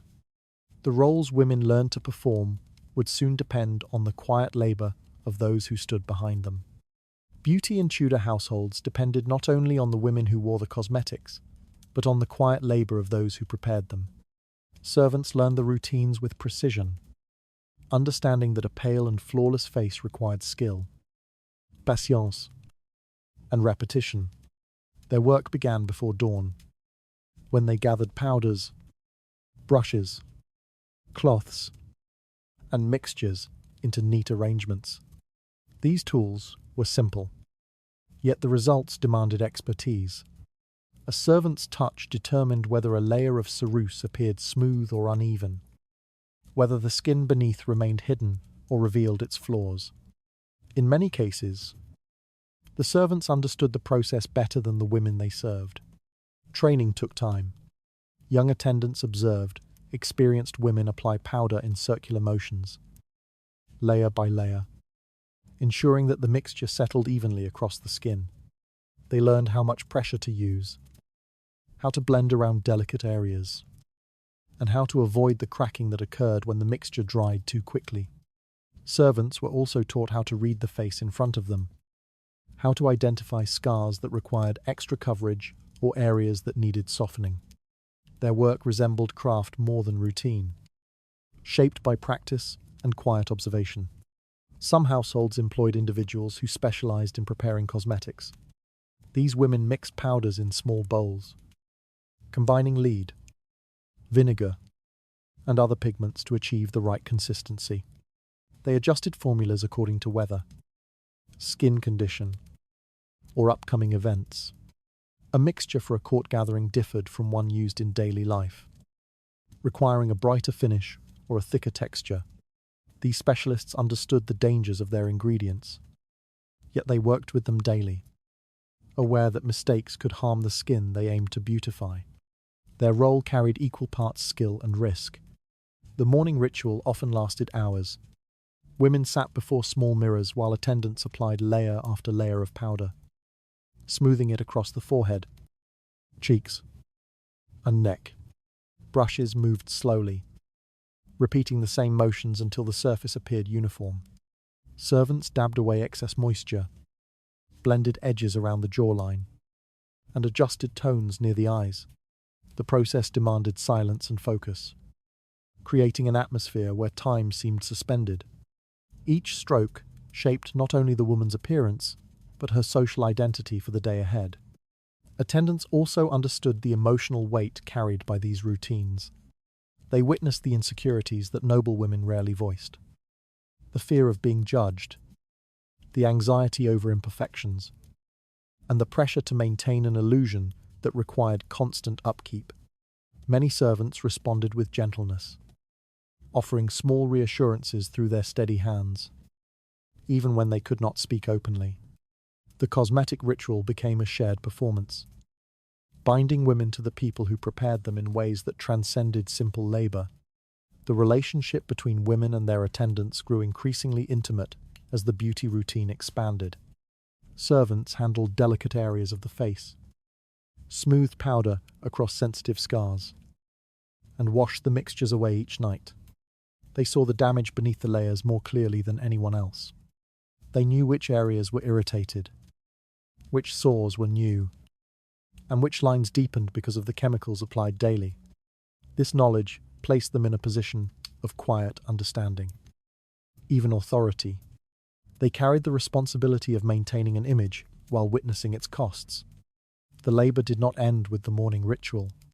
Throughout the day, attendants stayed nearby to adjust smudged powder, fix cracks around the mouth, or dab sweat before it disrupted the carefully crafted mask. They carried small pouches of powder for quick corrections, always alert to signs of fading.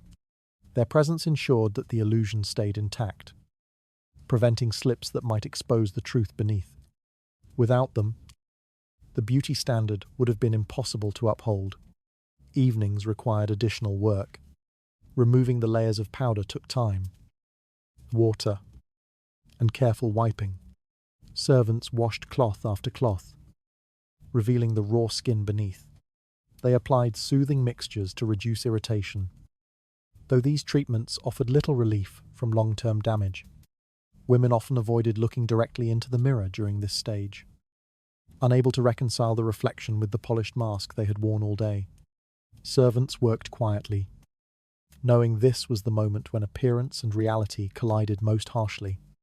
This dynamic reveals how dependent Tudor beauty was on unseen labour. The polished image admired in portraits and public gatherings did not arise from personal effort alone. It relied on trained hands, early mornings, and ongoing adjustments. Women's beauty routines became collective endeavours shaped by status, fear, and the expectations of a world that demanded perfection. Servants held the knowledge that made the illusion possible, even as they stood outside the social hierarchy that judged the results. Servants crafted the pale, polished faces Tudor society admired. Working for hours to build and maintain an illusion their mistresses could not achieve alone. Their hidden labour supported expectations that grew increasingly demanding, pushing women toward routines that depended on others as much as on themselves. Marriage in Tudor society functioned less as a union of affection and more as a negotiation of status. And a woman's complexion often carried more influence than her character. Families assessed potential brides with an eye trained by years of rigid beauty standards. Pale skin signaled delicacy, obedience, and protection from labour, qualities believed to reflect a woman's upbringing as well as her future reliability. A smooth, white complexion suggested that she had been shielded from hardship and shaped in an environment of discipline. This surface impression mattered deeply, and many decisions were made from it before a single word was spoken. Young women understood these expectations long before reaching marriageable age. They learned to avoid sunlight, adjusting their routines to stay indoors during the warmest hours. They covered their hands, wore broad hoods outdoors, and stood in shaded areas during household tasks. Mothers and aunts reminded them constantly that a moment of carelessness could leave a mark that reshaped their future. A darkened cheek or a freckle across the nose might not seem disastrous. Yet these details carried disproportionate weight in a culture where visual perfection determined opportunity. Men evaluating potential brides rarely questioned the system. They interpreted pale skin as evidence of refinement, believing it reflected stability, gentleness, and moral purity. A woman with tanned or marked skin invited unspoken assumptions that she worked outdoors, that her family lacked resources, or that she carried a temperament shaped by hardship. These interpretations reflected more about societal prejudice than about the women themselves. Yet they guided decisions that shaped lives. Complexion became a shortcut for judgment, replacing genuine understanding with surface-level assumptions. Families seeking advantageous marriages treated pale skin as an asset. They invested time and resources into maintaining a daughter's complexion, hoping it would secure a match that elevated the family's status. Cosmetics played a significant role in this effort.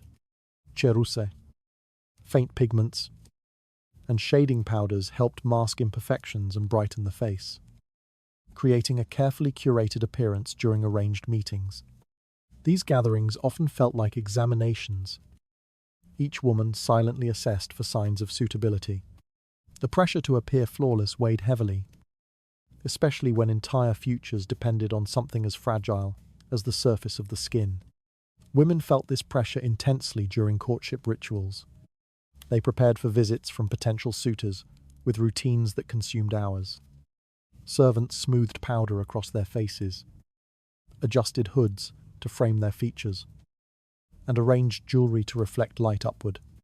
The goal was to create an image strong enough to override any natural variation in complexion. A good impression could open doors to alliances, wealth, or stability. A poor one could close those doors permanently. Women weighed these stakes quietly, knowing that their options narrowed significantly if they failed to meet the aesthetic standard. The cruelty of these expectations lay in how little space they left for individuality. Women whose skin naturally held warmth or colour found themselves at a disadvantage through no fault of their own. Some applied heavier cosmetics to compensate, while others resigned themselves to diminished prospects. Society offered them few alternatives and even fewer chances to reshape how they were seen. Their value in the marriage market was determined through criteria they could influence only partially. Despite the tremendous effort demanded of them, marriage negotiations relied heavily on reputation, and complexion shaped that reputation before anyone spoke of lineage or dowry. A pale face suggested a life governed by restraint, hinting at a woman who would uphold the expectations placed on her as a wife. Whether this assumption was true mattered less than the surface that supported it. Women learned to present themselves not as individuals but as embodiments of ideals. Fragile, controlled, polished, their faces became declarations made on their behalf, influencing choices that altered the course of their lives. Even after marriage, the expectation did not loosen. Women were expected to maintain their pale complexion to reaffirm their husband's status. A wife who remained untouched by sunlight symbolized a household protected from labor and poverty. Her complexion reflected her husband's ability to provide. The pale face became a living advertisement of stability, displayed at social gatherings and family events. In this way, marriage extended the aesthetic discipline of a woman's youth into the fabric of her adult life, tying appearance to duty. Looking back, the weight carried by these expectations reveals how rigid and unforgiving Tudor society could be. Complexion determined more than beauty. It shaped alliances, futures, and identities. Women lived within these constraints silently, adapting to a world that judged them through a single glance. Their survival often depended on meeting a standard that cared nothing for health or individuality. A woman's pale complexion shaped her prospects in a world where beauty acted as currency, guiding marriages and alliances with quiet authority. That same authority grew sharper in courtly circles, where foreign influences strengthened the obsession with whiteness. Renaissance ideals from Italy and France travelled into Tudor England through marriage alliances, diplomatic exchanges, and the movement of artists. These influences reshaped the way English nobles imagined beauty, pulling their standards toward a more polished, crystalline aesthetic. Italian portraits displayed women with skin that seemed almost transparent, illuminated by soft light and framed by elaborate fabrics. French court culture favoured the same pale clarity, associating brightness of skin with refinement and grace. Tudor nobles absorbed these ideas eagerly, viewing them as signs of continental sophistication. The result was a beauty standard that blended foreign ideals with local expectations, tightening the pressure placed on women to achieve near-translucent skin. Noble women studied imported artworks with great attention. They noticed how Italian painters depicted smooth foreheads, delicate cheekbones, and pale tones that reflected light like polished stone. These images offered a new benchmark for elegance, and women sought to imitate them. They adjusted their cosmetics to mimic the luminous finish they saw in Italian portraits, refining their routines to achieve a more polished effect. French influence added another layer, encouraging symmetry, stillness, and restraint. Together, these traditions pushed Tudor women toward a beauty ideal that felt both refined and unattainable. Marriage alliances strengthened this shift. When foreign brides arrived in England, they brought not only their attendants and clothing, but their beauty customs as well. English nobles studied their appearances closely, observing the techniques they used to maintain pale, glowing skin. These methods spread quickly through court households, shaping the routines of English women who wanted to match the elegance of their continental counterparts. Foreign brides also carried cultural weight. Imitating them became a way to signal modernity and alignment with broader European fashion. A pale, crystalline complexion became more than a cosmetic preference. It became a statement of cultural alignment. Festivals and diplomatic gatherings deepened this exchange. Tudor courts received ambassadors, artists, and performers from Italy and France, each bringing visual impressions that fed into local beauty ideals.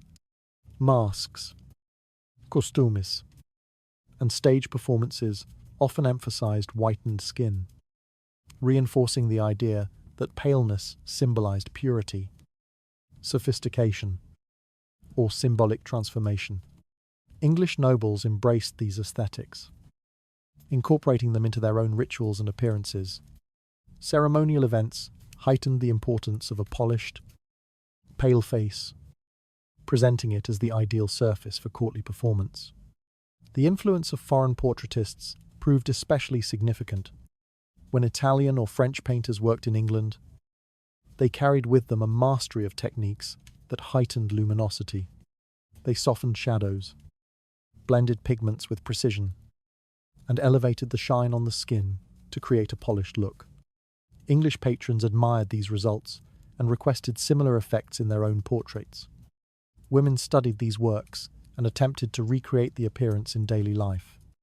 The portrait became both inspiration and instruction, encouraging women to pursue a beauty that existed more convincingly on canvas than in reality. Cosmetic recipes adapted to meet these new expectations. Women experimented with lighter powders, smoother mixtures, and techniques that produced a brighter surface. Servants learned to apply ceruse more evenly, avoiding heavy build-up while increasing luminosity. The goal shifted from merely achieving paleness to achieving radiance, a controlled shine that echoed the crystalline beauty admired in Italy and France. This pursuit intensified the damage caused by lead-based powders. Yet women accepted the risks, believing that cultural refinement required such sacrifice. These influences also shaped social behavior. The foreign ideals emphasized composure, encouraging women to adopt more restrained postures and expressions. A still, luminous face became a symbol of elegance. Women learned to move with controlled grace, preserving the polished surface created each morning, even in private. They carried themselves as if being observed through the lens of a continental painter. Behavior and beauty are intertwined, each reinforcing the other. The presence of Italian and French fashions created new divides within English society. Women who could afford imported fabrics, jewelry, and portrait artists found it easier to emulate continental beauty. Those without such resources struggled to match the standard. Pale, luminous skin became another marker of class, separating women not only by wealth, but by cultural access. This divide created quiet tensions, influencing how women judged each other and how society interpreted their appearances. Looking at this period, the impact of Italian and French aesthetics becomes clear. Tudor beauty did not evolve in isolation. It grew through imitation, aspiration, and cultural exchange. Women absorbed ideals that were never designed for everyday life and attempted to live within them, altering their routines, identities, and health in the process. The crystalline, foreign-inspired complexion became yet another expectation placed upon their bodies, tightening the boundaries of what society considered beautiful. Continental ideals brought a new level of polish to Tudor beauty, pushing women toward luminous, crystalline skin that seemed more sculpted than natural. In the years that followed, this pursuit deepened the emotional distance expected of noble women, shaping not only how they looked, but how they carried themselves. The next expectation would turn that distance into a quiet form of power. Pale skin in Tudor society did more than signal beauty. It built a distance that women could use as a form of quiet authority. The whitened face, drained of warmth and expression, created a barrier between the woman wearing it and the world observing her. People approached such a face carefully, unsure of what emotions might lie beneath the polished surface. The smooth, pale complexion suggested an untouchable quality, something refined and remote. Women of high status recognized this effect and shaped their appearance deliberately to deepen the feeling of distance. The absence of expression became a powerful tool. A face coated in ceruse did not move easily, and many women embraced the stillness this created. Their features settled into calm shapes that revealed little.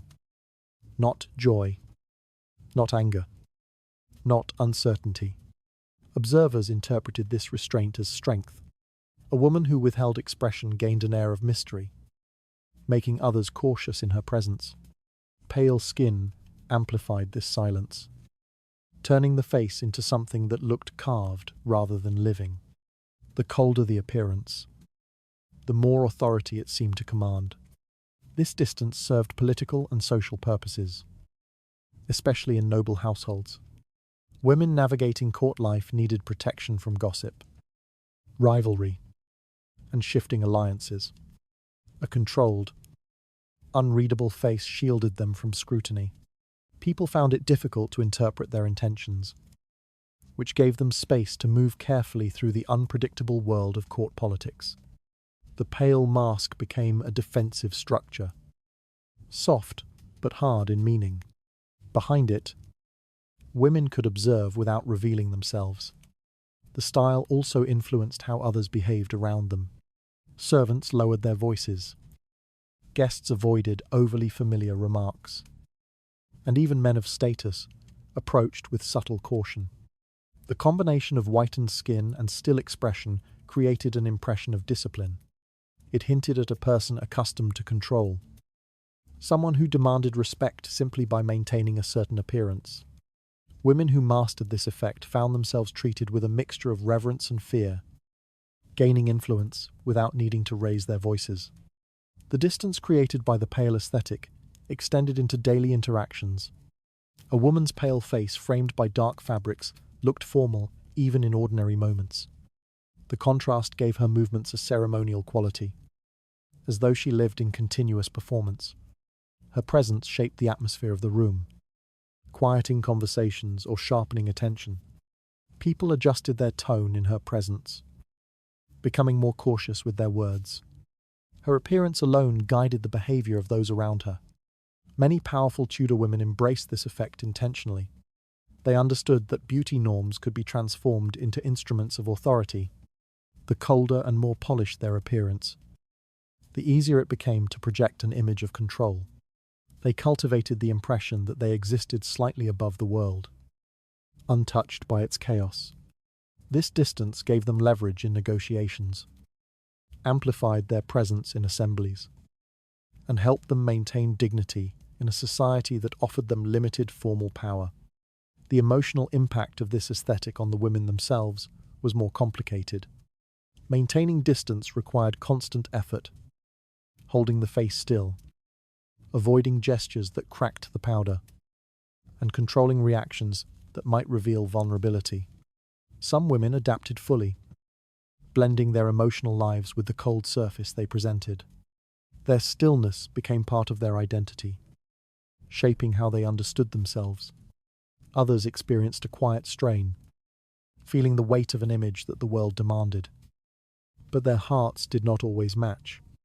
Despite this tension, the advantages of the aesthetic remained clear.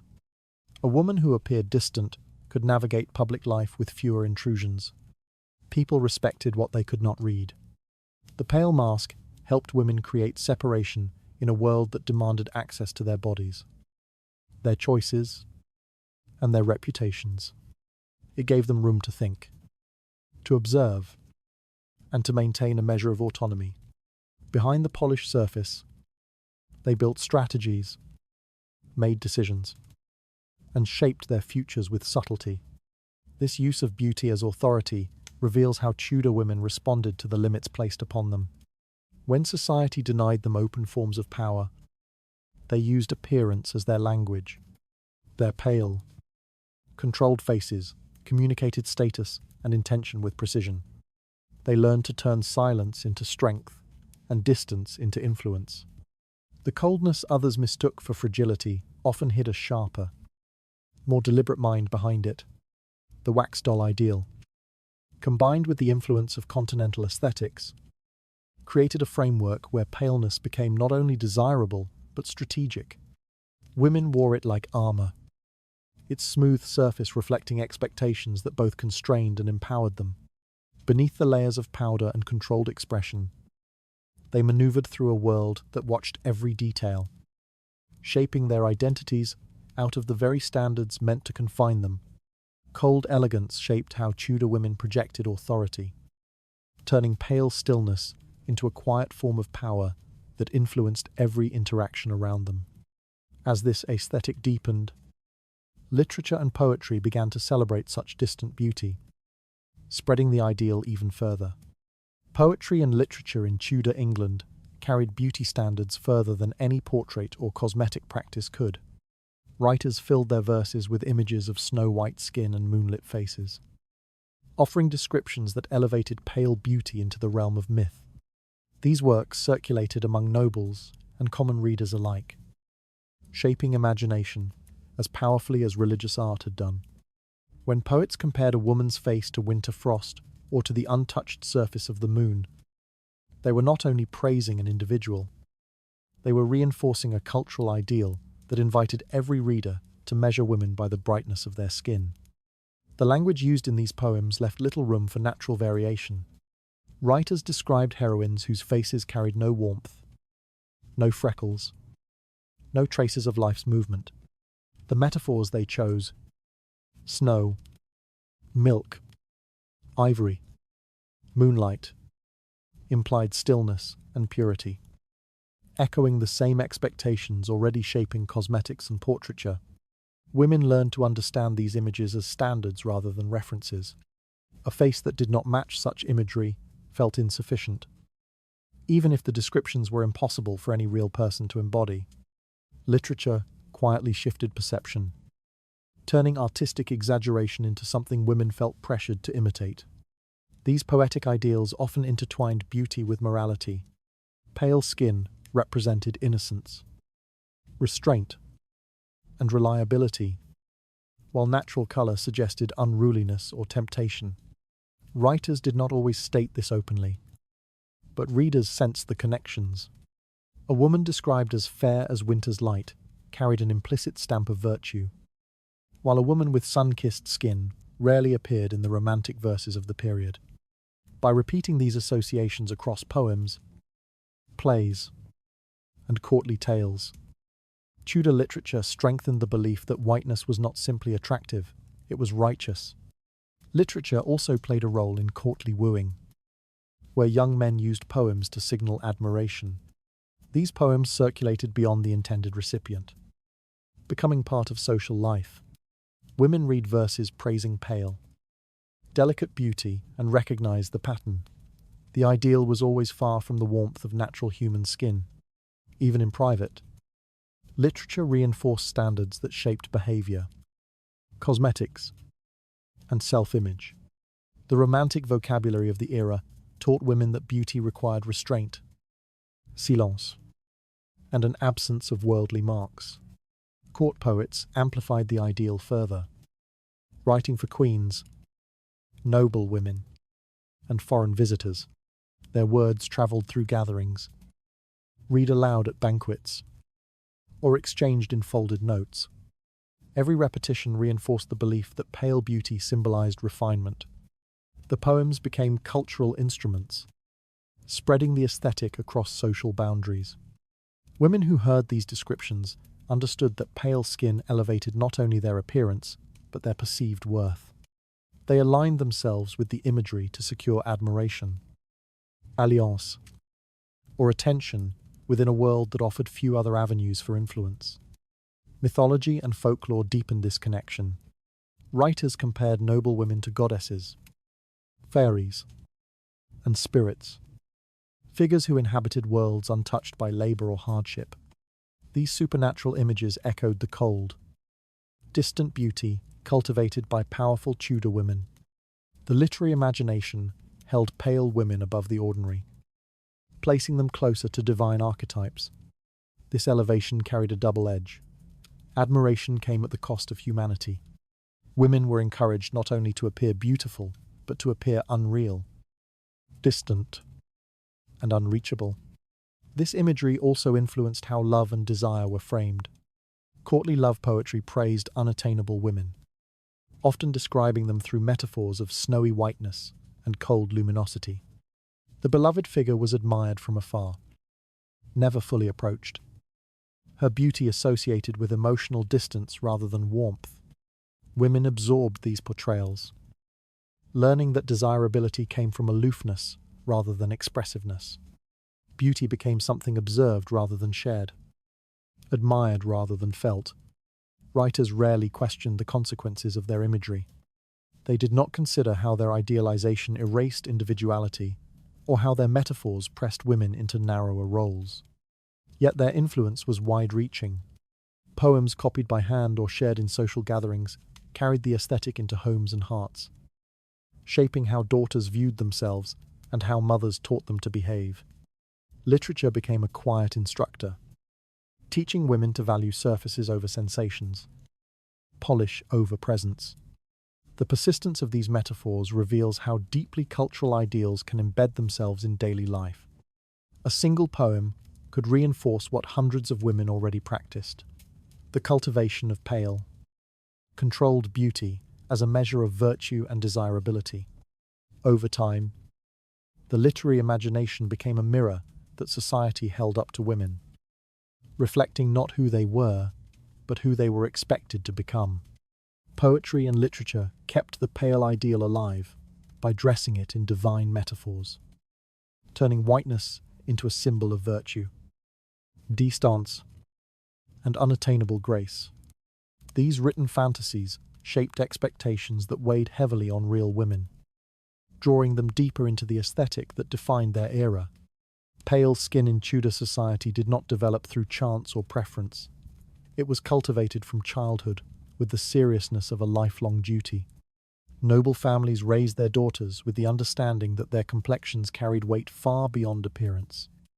A pale face signaled lineage, refinement, and the discipline expected of women who would someday stand in the public eye. This expectation shaped their upbringing so deeply that whiteness became less a colour and more a destiny, something to be protected, rehearsed, and preserved with unwavering care. Girls learned these lessons before they understood their meaning. Nurses guided them away from windows when sunlight streamed into the room. They were told to play in shaded courtyards, not fields.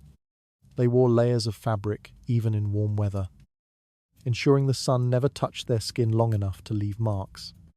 These rituals formed the basis of their early routines, turning the avoidance of sunlight into a habit that felt both natural and necessary. By the time they reached adolescence, the idea that their skin must remain untouched was already deeply ingrained. Their posture and movement were shaped by the same expectation. Girls were taught to sit with their heads angled slightly downward so sunlight could not fall directly across their faces. They practiced standing in positions that minimized exposure, learning how to shift subtly to preserve shadow. Even walking became an exercise in awareness, as they chose routes that kept them away from bright light. Every gesture carried the echo of instruction, reinforcing the idea that bodily discipline protected their future. Mothers emphasized these habits through constant reminders. They corrected a daughter's placement near a window, adjusted her hood, or urged her to wear gloves before stepping outdoors. These corrections felt small, but together they conveyed a consistent message. Paleness was a possession that could be lost with a moment of carelessness. Girls grew up fearing the appearance of freckles or warmth in their complexion, knowing such changes could shape how others judged them. Anxiety intertwined with beauty until the two became impossible to separate. The importance placed on whitening cosmetics later in life began with these childhood routines. Girls observed older women applying powders and pigments with practiced care, seeing the process not as vanity but as responsibility. They watched servants mix ceruse, dust it into smooth layers, and transform weary or damaged faces into pale, controlled surfaces. These moments taught them that whiteness required both effort and vigilance. The mask built in adulthood began with the quiet lessons absorbed in childhood. Even social interactions were shaped by this early training. Girls who maintained paleness received compliments, the gentle praise that reinforced the value of their appearance. Adults commented on their delicate skin, their refined complexion, and their proper discipline These remarks acted as rewards, encouraging further dedication to the aesthetic. Girls who spent too much time outdoors or developed sun marks often faced subtle disapproval, reminders that their carelessness reflected poorly on their upbringing. Appearance became a measure of behavior, and behavior became a measure of worth. This early conditioning also influenced how girls prepared for their futures. Many understood that their complexion would one day affect marriage prospects, household roles, and social mobility. They learned to see their skin not as part of themselves, but as a fragile asset that required constant management. The pressure was quiet but relentless, turning everyday life into a series of decisions made in service to the same expectation. Whiteness became the thread woven through their identities, guiding how they moved, I thought, and behaved. As girls matured into young women, the habits deepened. They planned their days according to the position of the sun, avoided tasks that risked exposure, and relied more heavily on cosmetics to refine their appearance. Some developed an almost instinctive aversion to sunlight, stepping back from open doors or pulling veils lower across their faces. Their bodies moved through the world, shaped by years of discipline, carrying the lessons of childhood like a second skin. The tragedy of this expectation lies in how completely it consumed their sense of self. Girls were taught to value the preservation of pale skin above curiosity, play, or freedom. They learned to fear the natural warmth of their own bodies, believing it threatened their future. The destiny assigned to them did not arise from their abilities or choices, but from the surface of their skin. A surface society watched more closely than anything they thought or felt. Whiteness shaped Tudor girls long before they became women, turning their bodies into sites of discipline and their futures into extensions of a single inherited expectation. That expectation soon hardened into social judgment, casting darker-skinned women into roles shaped by prejudice and exclusion. Darker skin in Tudor England carried a weight that had nothing to do with health or ancestry, and everything to do with hierarchy. The same society that praised pale faces turned its judgment sharply against women whose skin showed signs of sunlight or labour. A warm tone or a hint of tan became an accusation long before it became an observation. People assumed things quickly, that the woman worked outdoors, that her manners were coarse, that her moral character might be questionable. These assumptions spread quietly, woven into daily conversations and passing glances, shaping reputations before a woman had a chance to speak for herself. Working women bore the heaviest burden of these judgments. Their hands, arms, and faces often carried the marks of hours spent outside. Yet these marks did not earn respect for labour. Instead, they were read as signs of vulgarity. A tanned woman was treated as someone lacking refinement, even if she possessed more skill, discipline, or resilience than anyone who judged her. Society dismissed her experiences, reducing her entire life to the colour of her skin. This reduction served the interests of the upper class, who relied on visible distinctions to maintain the illusion of their superiority. Women with naturally darker complexions faced an even harsher fate. They were seen as deviating from an aesthetic that society had elevated into a measure of virtue. People questioned their character automatically, interpreting their skin as evidence of behaviour rather than biology. A darker tone became a quiet indictment, suggesting disobedience, unruliness, or a lack of restraint. These assumptions clung to women through no fault of their own, shaping how others approached them and limiting the opportunities available to them. Their faces became surfaces onto which society projected its prejudice. Gossip reinforced these judgments with remarkable speed. A woman who appeared slightly sun-warmed after a trip outdoors might find neighbours whispering about her supposed behaviour. The logic was circular and cruel. Pale skin symbolised moral virtue, so anything less than pale implied moral failure. Women quickly learned that defending themselves was futile. The gossip was not about truth, but about maintaining a hierarchy that valued appearances more than reality. Silence became their only refuge. even though silence did nothing to protect their standing. The connection between complexion and morality also influenced how women engaged in social life. Those with darker skin were often excluded from gatherings where noble families expected polished, pale beauty. Invitations passed them by, and potential alliances dissolved before they began. Parents steered sons away from them, believing that a marriage to a darker-skinned woman would tarnish the family's reputation. These decisions were rarely spoken aloud, but their effects were unmistakable. Women on the wrong side of the color standard found themselves isolated, pushed towards social borders they had never intended to cross. Cosmetics offered some relief, but only for those who could afford them. Women with resources attempted to lighten their skin with ceruse and powders, pushing their bodies toward a standard created without them in mind. Those without resources had no such options. Their natural appearance marked them publicly, and the world treated that mark as a personal failing. Even when cosmetics worked, the result was precarious. Any lapse in routine revealed the skin beneath, exposing them to renewed judgment. The pressure to conceal became a form of survival. These prejudices extended into employment opportunities.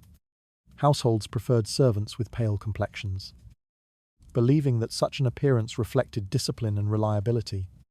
A darker-skinned woman applying for a position faced quiet dismissal, often before her skills were considered. Social bias shaped her life in ways she could neither control nor escape. She lived within a world that judged her before she had a chance to speak, interpreting the sun on her skin as something shameful rather than natural. The most painful aspect of this discrimination was how deeply it became internalized. Some women began to despise their own complexions, believing the prejudice they heard around them. They saw paleness as a mark of worth and darkness as a sign of deficiency. This internal conflict shaped their self-image and narrowed their sense of possibility. A standard they had no role in creating nonetheless reshaped their lives in intimate ways, limiting both how they saw themselves and how they imagined their futures. Looking closely at this period reveals a social order built on fragile distinctions. Distinctions held in place by fear, vanity, and a desire for superiority. Pale skin was not simply admired, it was enforced through subtle cruelty. Women with darker skin were pushed to the margins, not because they lacked virtue, but because society needed someone to define itself against. Their exclusion reassured the upper classes, a quiet confirmation of their imagined refinement. Colour became a boundary in Tudor life, marking some women as worthy and others as suspect, not through their actions but through the sunlight on their skin. That boundary only grew sharper when beauty standards followed women even into death, shaping rituals meant to preserve the pale ideal beyond life itself. Pale beauty in Tudor England did not stop shaping a woman's life once she drew her final breath. The same standard that governed her childhood, her marriage prospects, and her daily rituals continued its hold even after death. Families believed that a woman should meet the world one last time with the same controlled, spotless appearance she had maintained in life. This expectation blurred the line between beauty and ritual, turning the preparation of the body into an extension of the lifelong discipline imposed upon her skin. When a woman died, the room changed in quiet. Practiced movements, candles were lit, windows dimmed, and cloths laid out with a sense of routine more than grief. Her body was washed gently, but the purpose of the washing was not simply cleansing. It created a blank surface for powder and pigment. Pale ceruse was pressed into the skin, smoothing over discoloration and softening the signs of death. The familiar powdery scent filled the room, mingling with the air of mourning. The same substances that harmed her in life restored her in death, at least in the eyes of those preparing her. Families viewed this ritual as an act of respect. They wanted the final image of the woman to reflect dignity, purity, and composure. To them, a pale face implied calm, even when illness or suffering had shaped her final days. Her natural colour, whatever it had been, was considered less appropriate than the powdered white surface created afterward. Cosmetics became a tool of correction, hiding pain and bruising, smoothing uneven tones, and guiding the viewer toward a version of the woman shaped by expectation rather than truth. Funeral garments reinforced the same ideal. Dark dresses, veils, and heavy fabrics were chosen precisely because they enhanced the appearance of pale skin. The contrast created a striking visual effect, even in stillness. Gold stitching or pearls were sometimes added to bring light to the face, reflecting softly against the powder. These choices were rarely discussed openly, yet they followed clear patterns, shaped by generations of custom. A woman's final appearance was a curated performance, crafted for those who would stand before her coffin. The coffin itself played a role in preserving the illusion. Bodies were often displayed before burial, giving friends and family the chance to see her one last time. The expectation was that she would appear serene, delicate, and composed. Any sign of discoloration was hidden under powder, any swelling softened by pigment. Even the lips were sometimes lightened to match the pale aesthetic. Mourning became intertwined with aesthetic control, reshaping grief into another space where beauty standards remained powerfully present. This practice extended beyond the upper class. Though in different forms, families without access to fine cosmetics improvised with flour, chalk, or crushed eggshells. These materials lacked the smooth finish of ceruse, but they created the same effect from a distance, the illusion of paleness. The effort showed how deeply the expectation ran. Even in death, even with limited means, families felt compelled to craft an appearance that aligned with the ideal. They feared the judgment of neighbors almost as much as they feared saying goodbye. Religious beliefs deepened the ritual rather than contradicting it. Pale skin had long been associated with purity and spiritual elevation, so maintaining that image in death felt morally appropriate. A pale face suggested innocence or divine peace, qualities that families wished to attribute to the deceased. The painted appearance became a kind of offering, a way of presenting the woman as worthy in both earthly and spiritual terms. The ritual blurred devotion and social anxiety in a way impossible to untangle. Women themselves knew of these expectations while still alive. Many feared how they might look after death, worrying not about decay, but about failing to meet the aesthetic standard. The idea of being displayed without powder felt humiliating, as though their life's discipline might be undone in a single lapse. Some even set aside cosmetics for their own funerals, understanding that the final presentation would matter to others. This quietly reveals how thoroughly the ideal shaped their sense of dignity. The tragedy of this expectation is its persistence, even in death, a moment when the body should be free from scrutiny. Appearance remained a matter of judgment. The pale surface created in the coffin was not a reflection of life, but a reminder of its constraints. It showed how the pursuit of whiteness, once deeply connected to hierarchy and morality, extended into the realm of mourning. Beauty became not just a standard but a ritual, carried out even when the woman could no longer participate. This final ritual of pale stillness exposes how deeply the ideal had wrapped itself around Tudor expectations, clinging even to a woman's last moment of silence. In the hours that followed, the people left behind carried the weight of a standard that outlived the bodies it shaped. A quieter truth would soon surface, revealing what happened when beauty demanded more than the living could give. The quiet harm beneath Tudor beauty rituals rarely announced itself in sudden collapse. It crept slowly, borrowing strength from silence and routine, weaving its way through noble households until the damage became impossible to ignore. Women who had worn their pale faces like a badge of status began to feel the cost in ways that did not match the graceful image they presented. Their bodies reacted first with vague discomfort, fatigue that would not lift, headaches that pulsed behind the eyes, numbness that settled into hands now too weak to lace their own gowns. At the time, these symptoms felt like ordinary burdens of a life hemmed in by duty and expectation. Only later did they reveal their cruel source.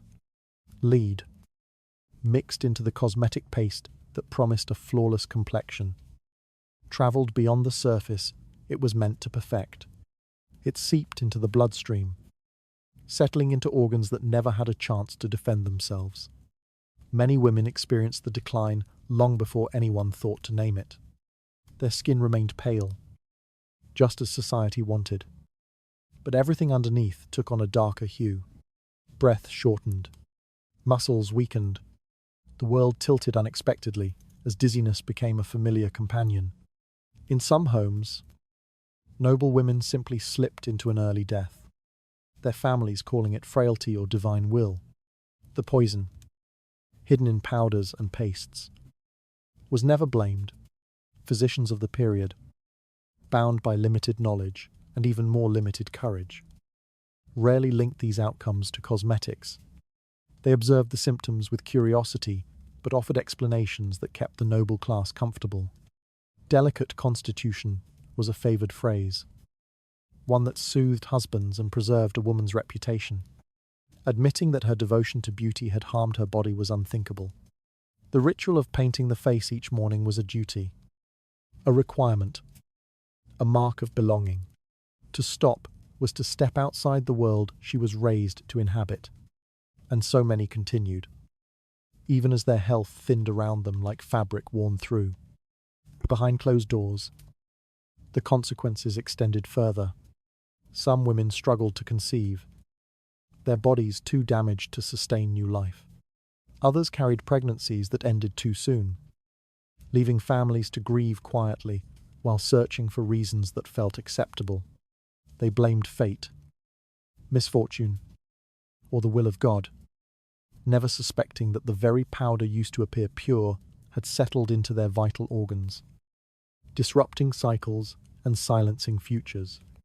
A noble woman's worth was often judged by her ability to produce heirs, and the irony of beauty rituals undermining that role remained unspoken. Blame shifted away from the cause and toward the women themselves, reinforcing the pressure to appear perfect while their bodies weakened. The silence was deliberate. Servants who noticed changes kept their observations private, fearing dismissal or punishment for speaking too boldly. Apothecaries who heard whispered rumours continued to sell the same mixtures, their trade protected by tradition and demand. Husbands, aware of their wives' declining vigour, often chalked it up to temperament or spiritual sensitivity. Few imagined that the celebrated whiteness on a woman's face could also be the reason she struggled to stand, breathe, or bring children into the world. This collective refusal created a space where harm grew unchecked, concealed beneath silk veils and polished portraits. In noble courts, stories of early deaths blended easily with tales of misfortune. The average lifespan for women was already fragile, making it difficult to distinguish natural endings from preventable ones. A pale face at a funeral looked no different from the pale face demanded in life. And so the cycle closed neatly. Cosmetic jars remained on dressing tables. Pastes were replenished. The transformation from ritual to tragedy was slow enough to avoid suspicion. And in the end, the women most admired for their beauty often carried the deepest injuries, absorbed quietly and endured without protest. Generations later, diaries and letters revealed traces of the truth.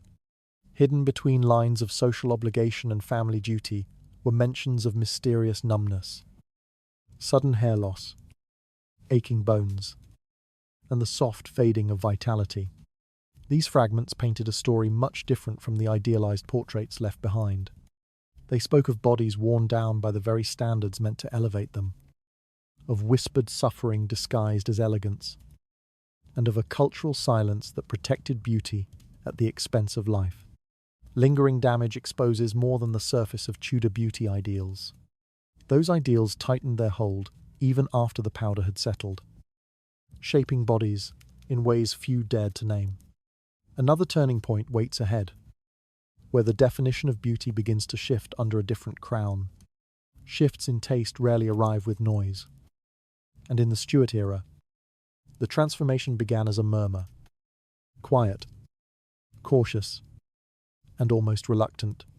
For decades, women had carried the weight of a beauty ideal that pressed their skin into unnatural stillness, demanding a level of pallor possible only through daily exposure to poison.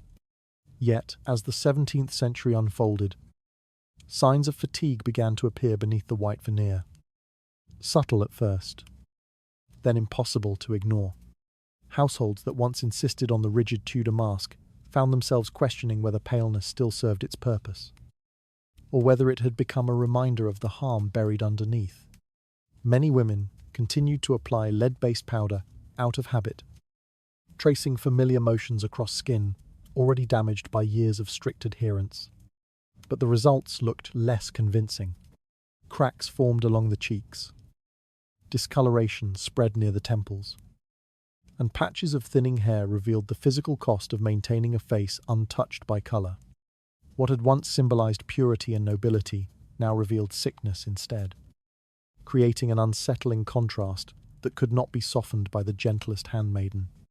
Concerns whispered by physicians added another layer of doubt. Though medical understanding remained limited, some practitioners spoke more boldly about the dangers of daily cosmetic practices.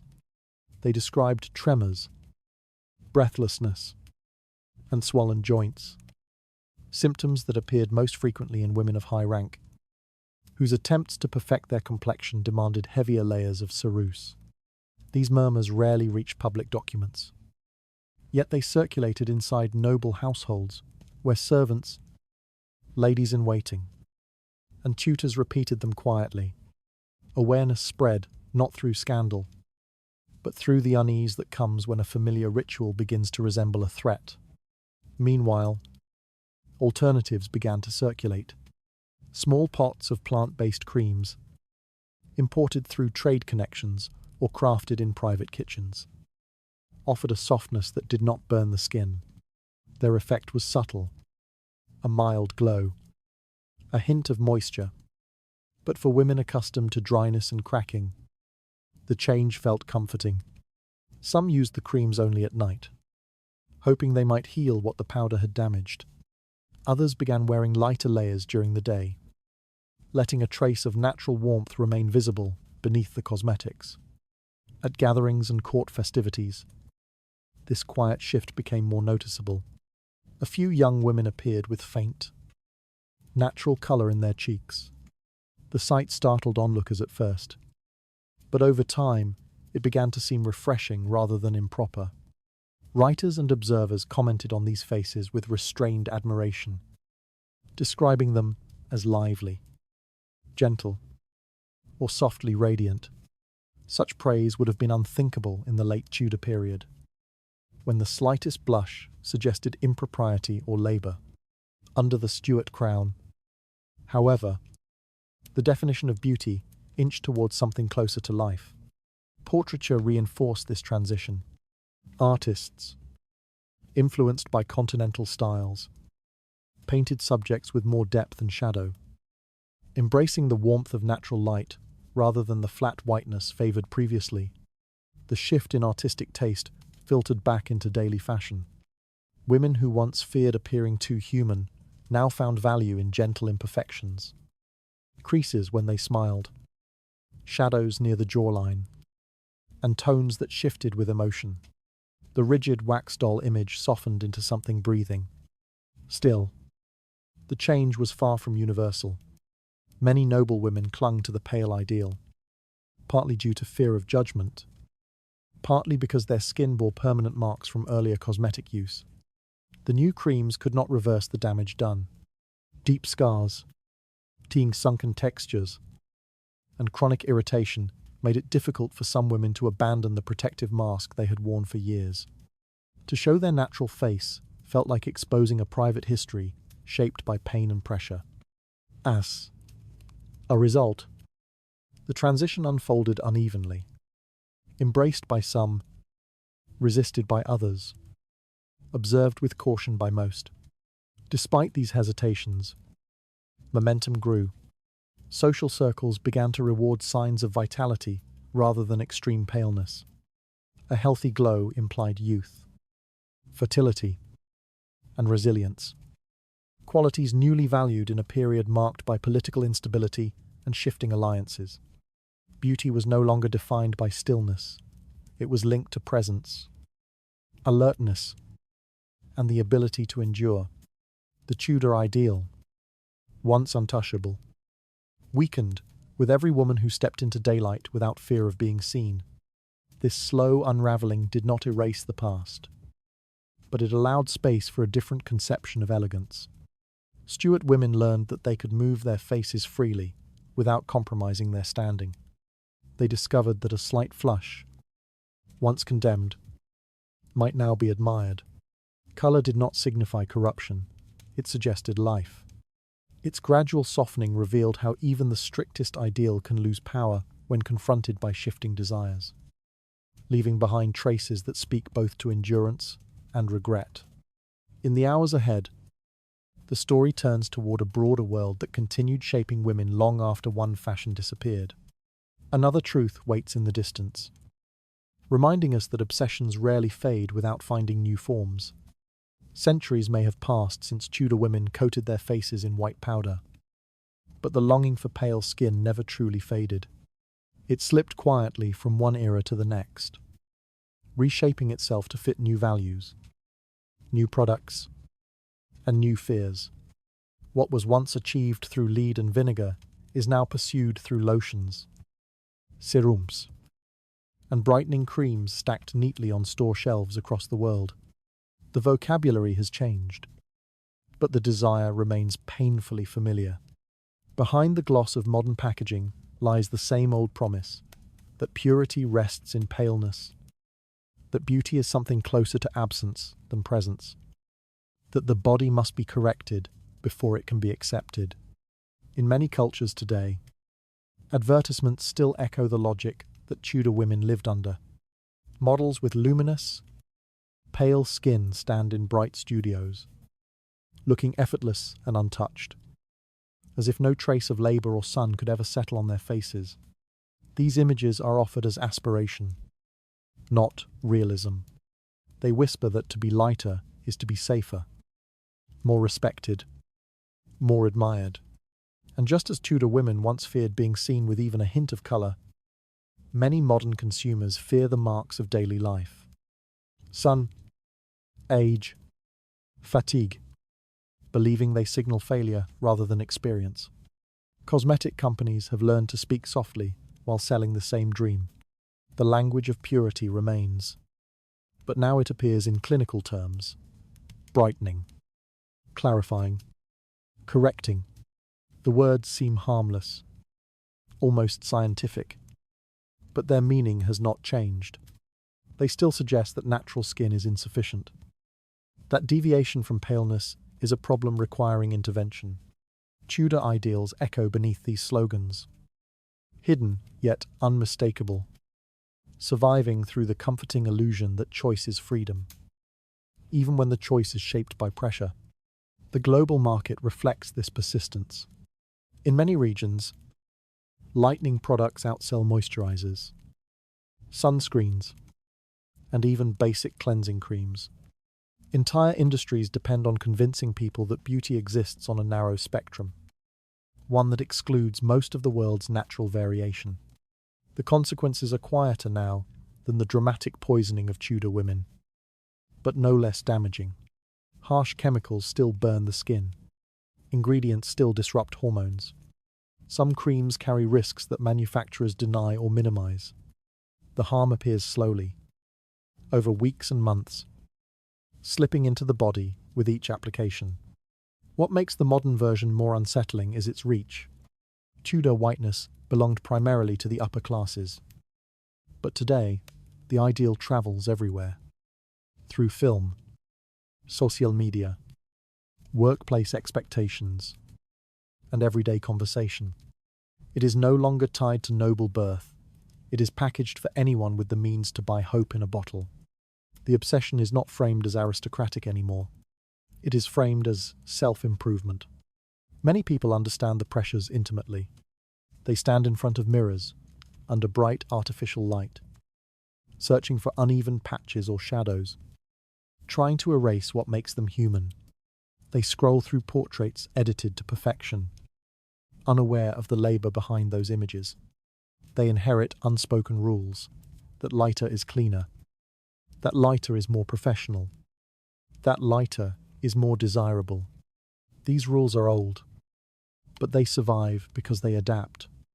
They wear new clothes, new languages, new branding, but their architecture remains Tudor at its core. Modern culture often insists that people have more freedom than those of earlier centuries. Yet freedom becomes slippery when ideals move inside the mind. No one forces the purchase of whitening creams, just as no one forced Tudor women to use ceruse. The pressure worked indirectly, shaping expectations until the line between choice and obligation disappeared. Tudor women feared failure in the marriage market. Modern consumers fear failure in social or professional spaces. Both systems reward conformity, while pretending the reward is natural admiration. What we inherit from the Tudors is not simply an aesthetic preference. It is a worldview built on hierarchy. The belief that worth can be measured in shades. That one tone signals refinement, while another signals lack. This worldview sits quietly behind advertisements, celebrity endorsements, and compliments that sound innocent but reinforce the same ladder. When someone is told they look cleaner, fresher, or more elegant when their skin appears lighter, they are hearing a message older than most nations. A message born in courts where women powdered themselves until their breath tasted of metal. The persistence of this ideal also reveals something about fragility. Tudor women lived in a world of disease, instability, and limited control over their futures. Pale skin became a shield against uncertainty, a way to claim dignity in a society that offered them little agency. Today, the forces of insecurity feel different but ever present. Economic pressure, social comparison, and the demands of constant visibility all encourage people to curate a version of themselves that feels safer, neater, and more acceptable. Lighter skin becomes symbolic, not merely of beauty, but of survival in environments that judge quickly and often unfairly. And so the obsession continues, not because people truly need it, but because it promises simplicity in a complicated world.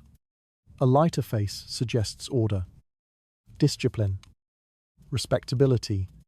A darker shade, in many societies, still carries unfair assumptions. These associations are old fingerprints left by Tudor culture and all the eras that reinforced it. Centuries passed, yet the residue remains. Inside modern homes, rows of products line bathroom shelves, each promising transformation.